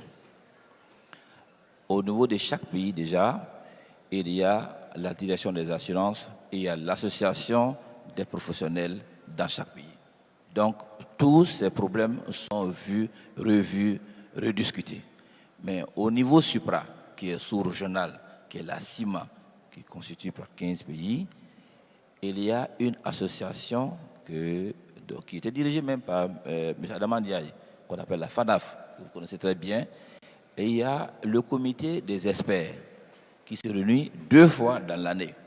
Donc, il y a d'un côté les régulateurs, de l'autre côté les professionnels. Donc, 2 fois dans l'année, ils font un toilettage des textes, ils font la revue de tous les textes qui posent problème, les textes qui méritent une amélioration.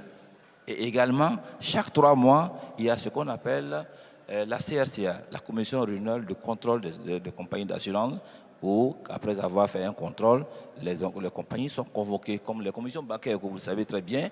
Et donc, en fonction des réalités, il y a une actualisation du code des assurances.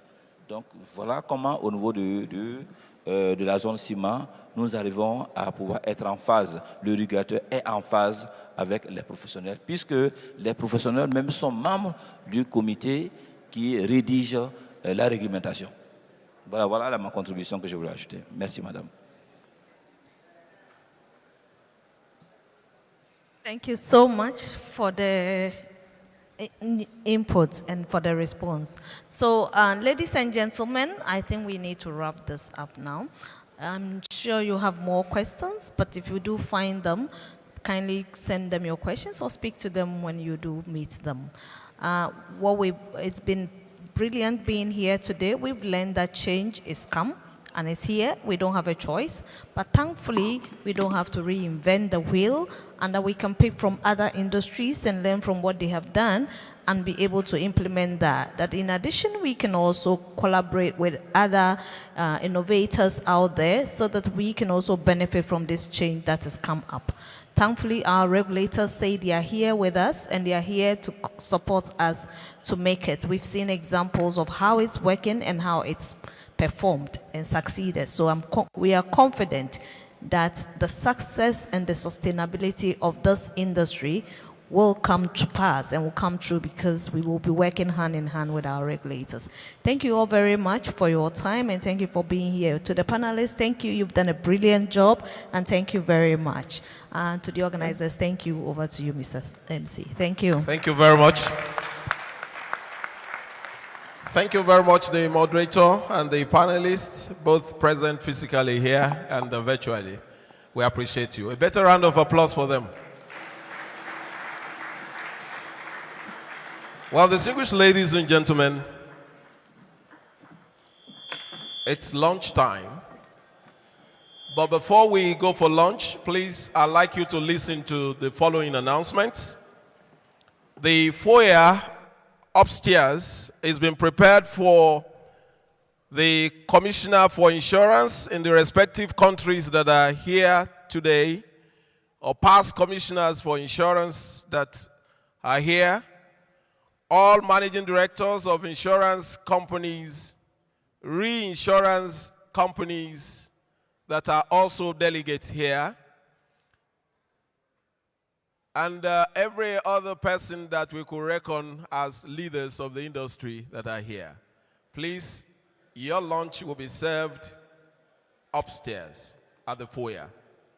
And don't forget to go along with your meal ticket, which I already tucked into your bags, because that, I'm afraid, may be the ticket for you to have lunch. There is a lost but found or misplaced bag. If you've lost your bag, please contact the Secretariat. And let me also announce that as you move out of this auditorium, I would implore you to please take along all your belongings, or rather put anything that you will lose, that will make you lose your sleep. Please take them along, because we will be having another round of engagement here. I've been told that the photo session for some of our key dignitaries would take place right away here. Yes, our delegates or our resource persons who just handed the session here, please, we need a photo session. All other delegates, ladies and gentlemen, you're going to have your lunch right at my left-hand side where you had your breakfast today.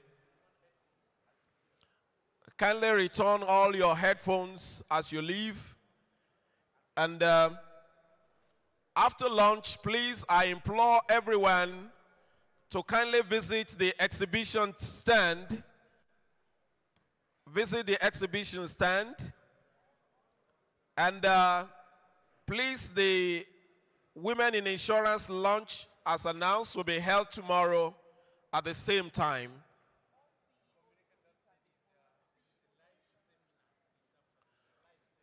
Okay, please listen very well, ladies and gentlemen. After lunch, immediately after lunch, we have the live seminar on the theme.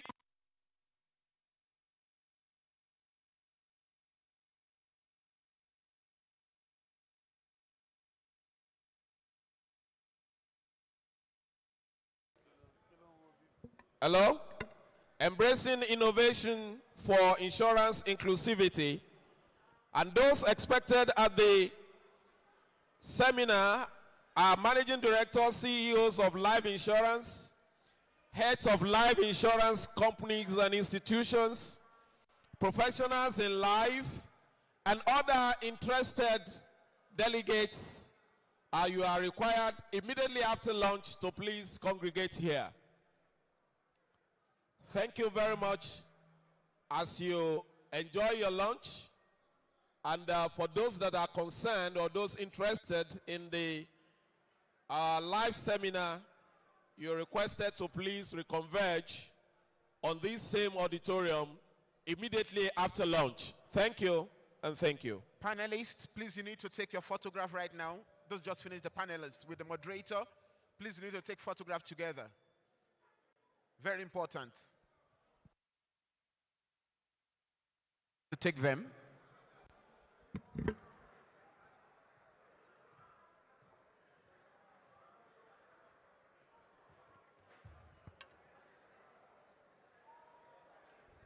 I repeat, ladies and gentlemen, all commissioners for insurance in the respective countries, all managing directors and CEOs of insurance companies, reinsurance companies,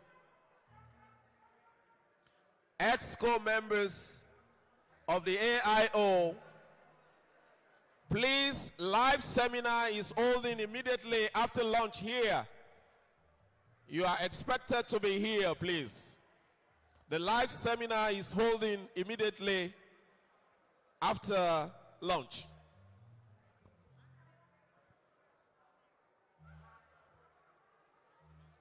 The live seminar commences